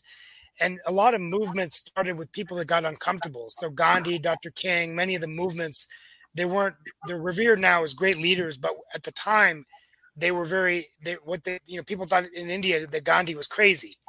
How could one man free the empire, British India, from the British Empire, right? And even Winston Churchill laughed. And here you go, India is the largest democracy. So I think I think it's too easy to get comfortable sometimes because we all sort of stay in our own lane. And I think that's where we need to work together as a community and society. And I think if we do that, America we're a great country, but we need to provide that opportunity for everybody, right? And anyway, that's my closing message. No, I appreciate it. Definitely, I agree with you on that, and a very powerful one. Any other thoughts that you had that you wanted to share about the project, about life in general? I know, like I said, I knew you had that meeting that you had to go to, and I was actually going to ask what your thoughts were about the rap divisions, because I don't know whether you got time to answer this now or you want to answer on a return trip. But I sometimes think that we get too caught up in the divisions, even in the style divisions, because I come out of the blues world, and there are different camps of blues, just like there are different camps of R&B and different camps of hip hop. But I sometimes think that we get too caught up in those camps and paying too much attention when we just need to be finding the good music in all of those camps. But I was just wondering your thoughts on that. I don't have a meeting to get to. I got my kids that I gotta make sure that they're all right. I had to pull away from them just so I can come in here and be with y'all. But yeah, I gotta go make sure they're good. But rap division, man, I'm a firm believer in bridging the gap. I feel like when you put two different genres of music together, it's beautiful most of the time. Now, I'm also a firm believer, if you're gonna do it right. Please don't butcher nothing if you decide to make some blends together. But I've got a rock collaboration. I've got a reggae rock collaboration. I've got I'm interested in doing some country and wherever the road takes me. Yeah, I would love to collaborate and bridge the gaps as many times as possible with as many different genres of music. I've done an EDM track. You know what I'm saying? Like, I don't really stay inside a box. This album that you're about to get is just one side of me. Many different angles to me, and I'm definitely down to do anything and everything I can while I'm still here. But I don't believe that you should divide yourself. I agree with you on that. And I've actually got a good friend of mine that's a funk musician. He actually does one of our shows here on the platform called Funk Music with Zach, and he also does one on his own platform called Funk from the Front Seat. And definitely he's all about collaborating. So I'm going to have to put you in touch with my good friend, Zach Robertson, because he's all about trying to collaborate with, like you said, like-minded, positive people that are working on that. But he comes straight out of that camp of Bootsy and George Clinton and the True Funksters and all of that. So it might be some real good work that y'all can do together. Tell him I'm down. I would love to do a funk record. I love the way funk makes you feel. Yeah, I'm all for that. Let's make it happen. Well, like I said, I've already sent Eris, who is your publicist, his information. So I know he's got his own publicist, but he's also down for doing, like I said, those collaborations. So I'll definitely make sure that y'all can reach out and get in touch, because as y'all can tell, I'm all about networking and connecting people and making this positive vibe happen on a regular basis. But I'm going to let you slide over there, take care of those kids and everything. I'm going to have a couple of closing comments from Miss Jackson and let her get on out of here. She's been a trooper and stuck with me the whole time, and I definitely appreciate that as well. And then, like I said, we'll close it out with your particular song, and if she wants to stick around for that, she can, and all of that. So definitely actually, since you're playing off of YouTube, if you would just look up Happiness and Love. That is the single off my new project. I would much rather you play that because that is promoting the current project that's coming out, and that'll give y'all a feel for where I'm about to go with.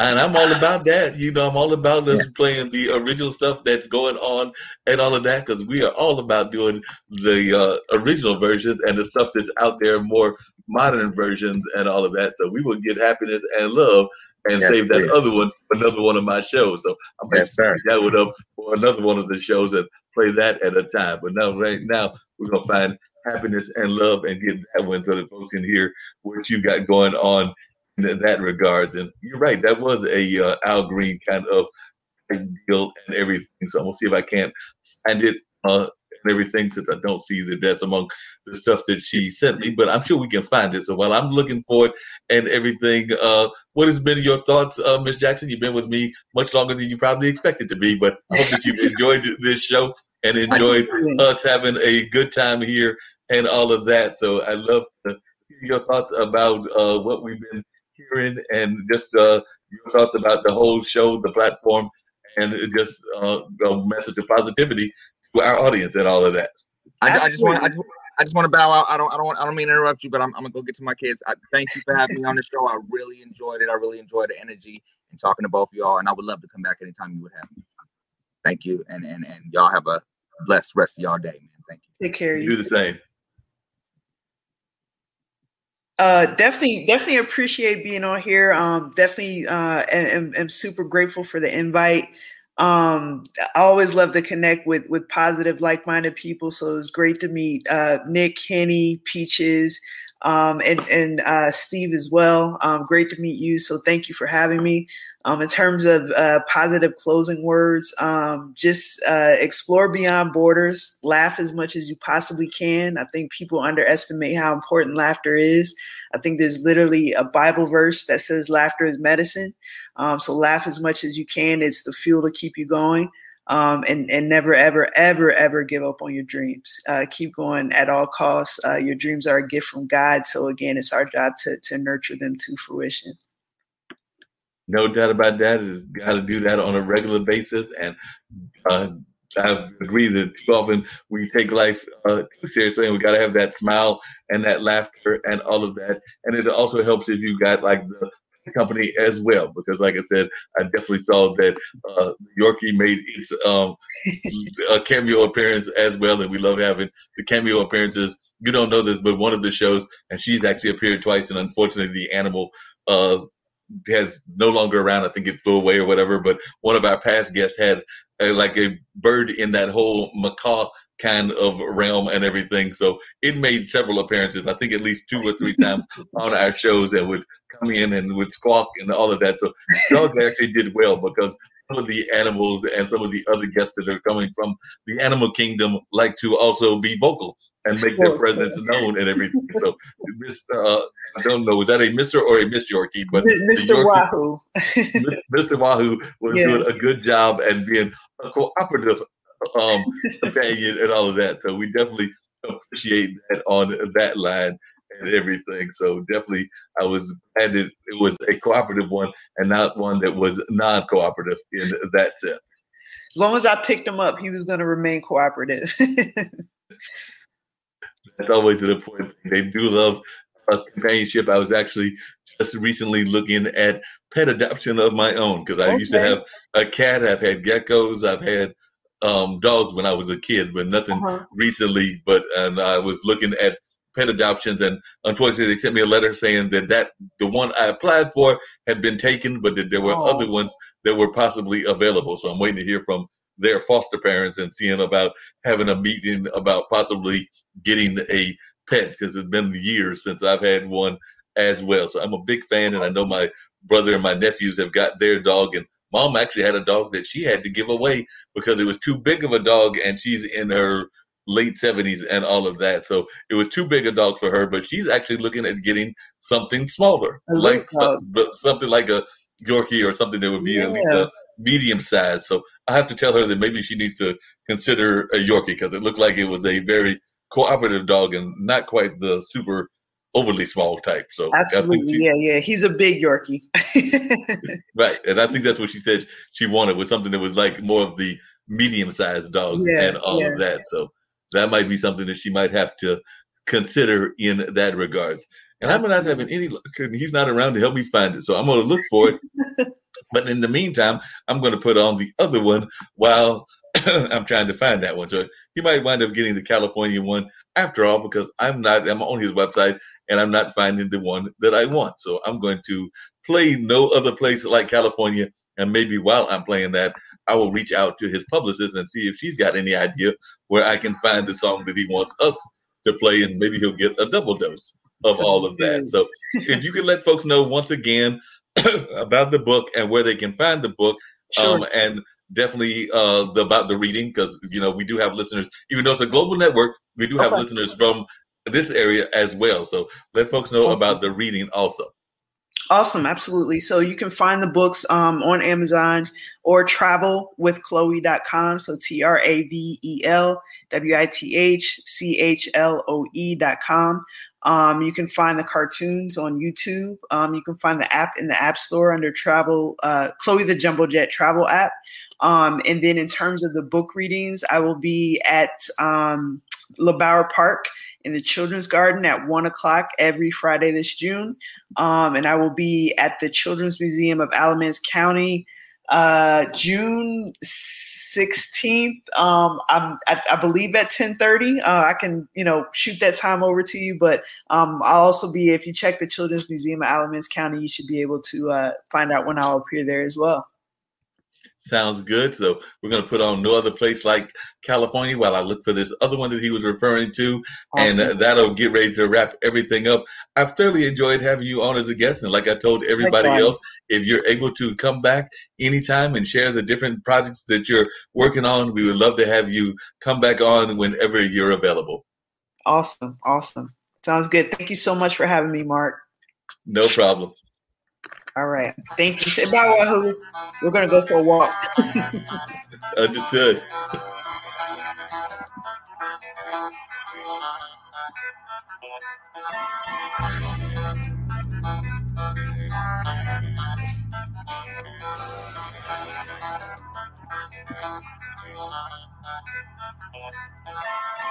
Oh yeah, we can go in the corner, blow some of this marijuana, smoke ourselves into a coma, just another day in California.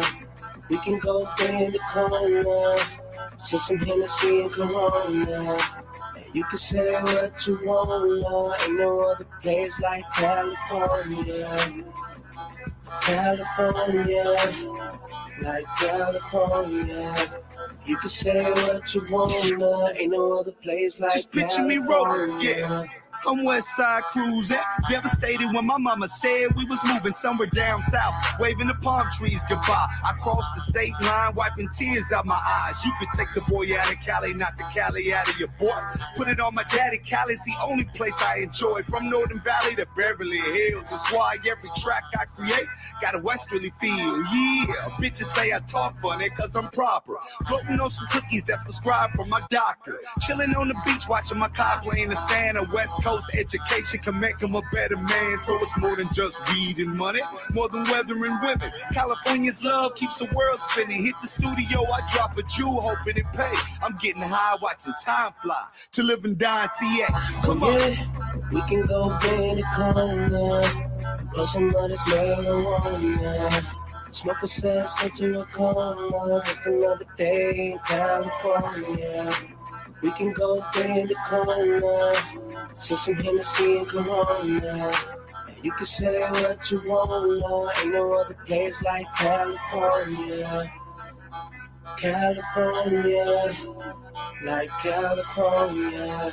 You can say what you want, ain't no other place like California. Yeah. Ain't no other state like the Golden State. I love Cali, from the Staples Center to the Golden Gate. We could hit the store on the corner and get some drink, or we could go bend the corner and roll up some of this dank and get high as we wanna. Enjoy the scenery, that high times marijuana, exotic tropical greenery. That's what I'm accustomed to. I need it in my life. If living out here is wrong, I don't believe in being right. Now the seen some other places. Vacation in the South and the hospitality out there was great without a doubt. I had some fun on the East Coast, partied in the North, but it's nothing like the feeling I get when I'm on my porch in California. Yeah, that's right, the left coast, nigga, and that's why I'll forever be a West Coast nigga. I'll rep it until I'm gone. No matter where I roam, I'ma always come back to Cali. Ain't no place like home.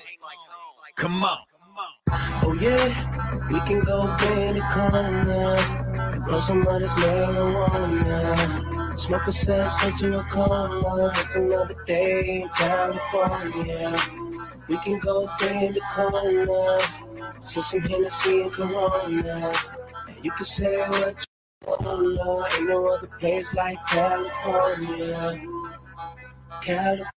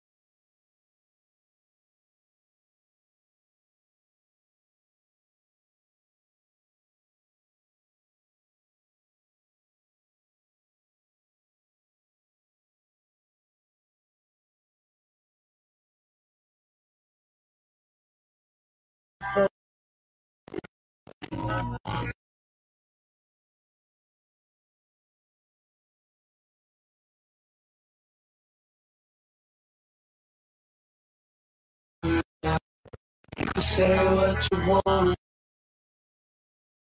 Ain't no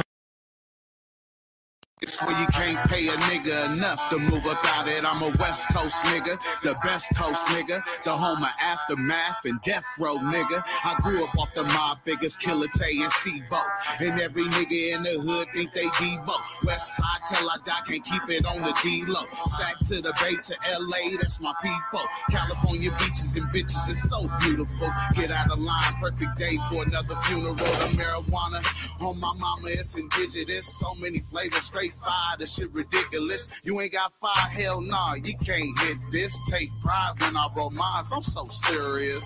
Hella swisher and liquor for all my niggas. Cali living, yeah, we rep it and praise it like our religion, West Coast. Oh yeah, we can go in the corner and blow some of this marijuana. Smoke ourselves into a coma. Just another day in California. We can go in the corner, sip some Hennessy and Coronas. You can say what you want, ain't no other place like California. California, like California. You can say what you want, ain't no other place like California. Yeah, we can go in the corner, blow some of this marijuana. Smoke ourselves into a coma, just another day in California. We can go in the corner, sip some Hennessy and Coronas. You can say what you want, ain't no other place like California. California, like California. You can say what you want, ain't no other place like California.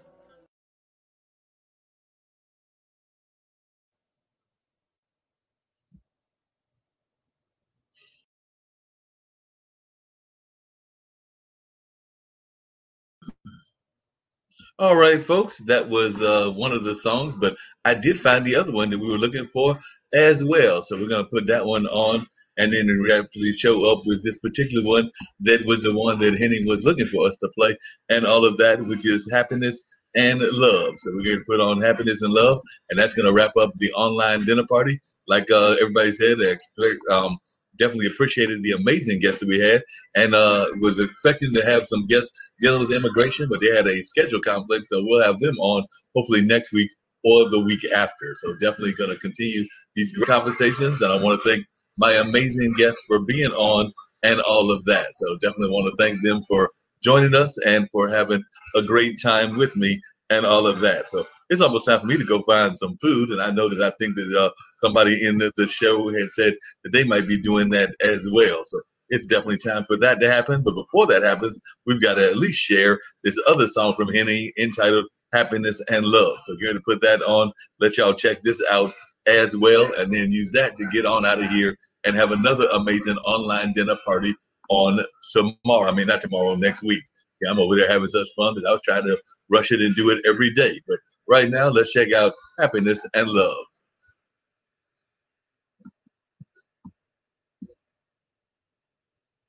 I just want to be happy and continue the legacy of my.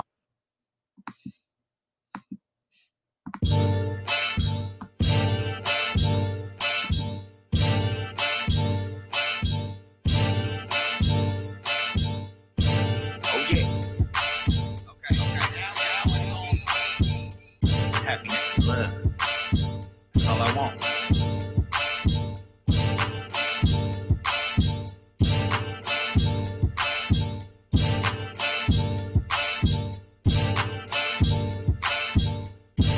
Yeah, instead of focusing on what I ain't got, I'ma concentrate on what makes me smile. I know a lot of people wanna take my spot. I can't allow the negativity to break me down. Nah, not today, Satan. I'm not falling, I'm shot calling and playmaking. I'm not stopping until I'm balling like Troy Aikman. Ignoring all of the hating and insubordination.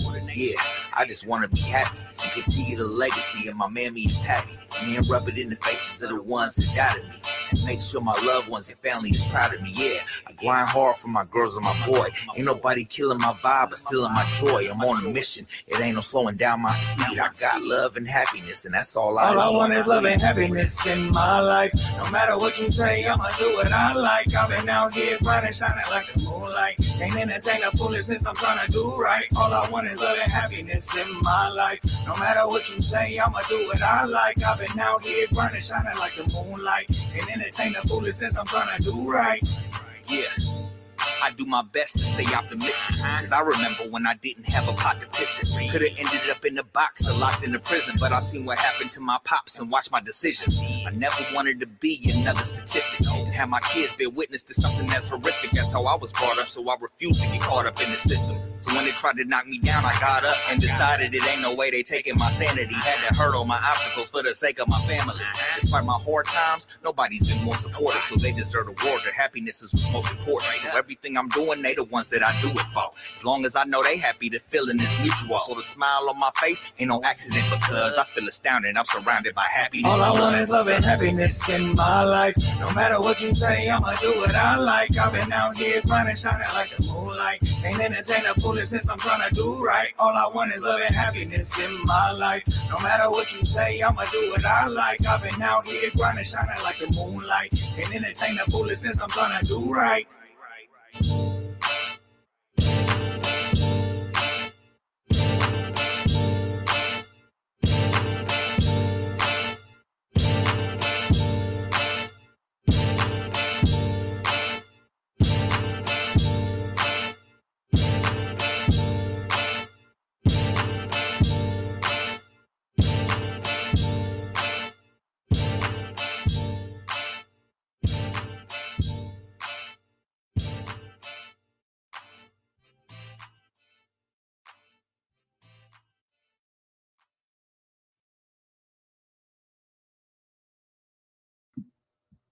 And like I said, that wraps up this particular edition of the online dinner party.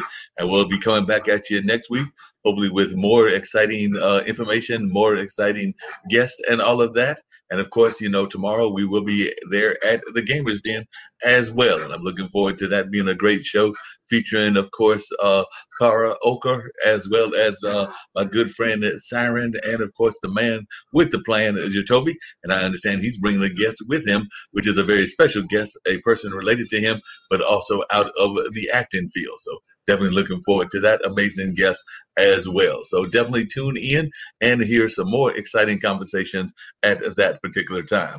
But right now, I'm going to get out of here. And like I said earlier, try to find some bites and all of that. And then I've got to come back later on and deal with another show that'll be airing, which is the Netta Watson show. And of course, that was actually pre-recorded, if I remember correctly. But I've got to go in there and bring it into fruition and all of that. But right now, we're going to end this show and head on out of here and hope that everybody has a great day, a great evening, and all of that. By the way, don't forget the Black Business Olympics is coming your way on July. So that'll be coming your way on on June. I'm trying to make it a month later. It'll be coming your way actually this coming week. So it'll be June 7th through the 13th. So June 7th through the 13th. But that being said, let's watch a little bit of baseball since it's springtime and I'm in that kind of mood. And then we're going to get this airplane on out of here. But I think I'll do the Gamers Den intro before all of that. So let's check out the Gamers Den intro, then a little bit about baseball to get us in that spring mood, and then the airplane on out of here.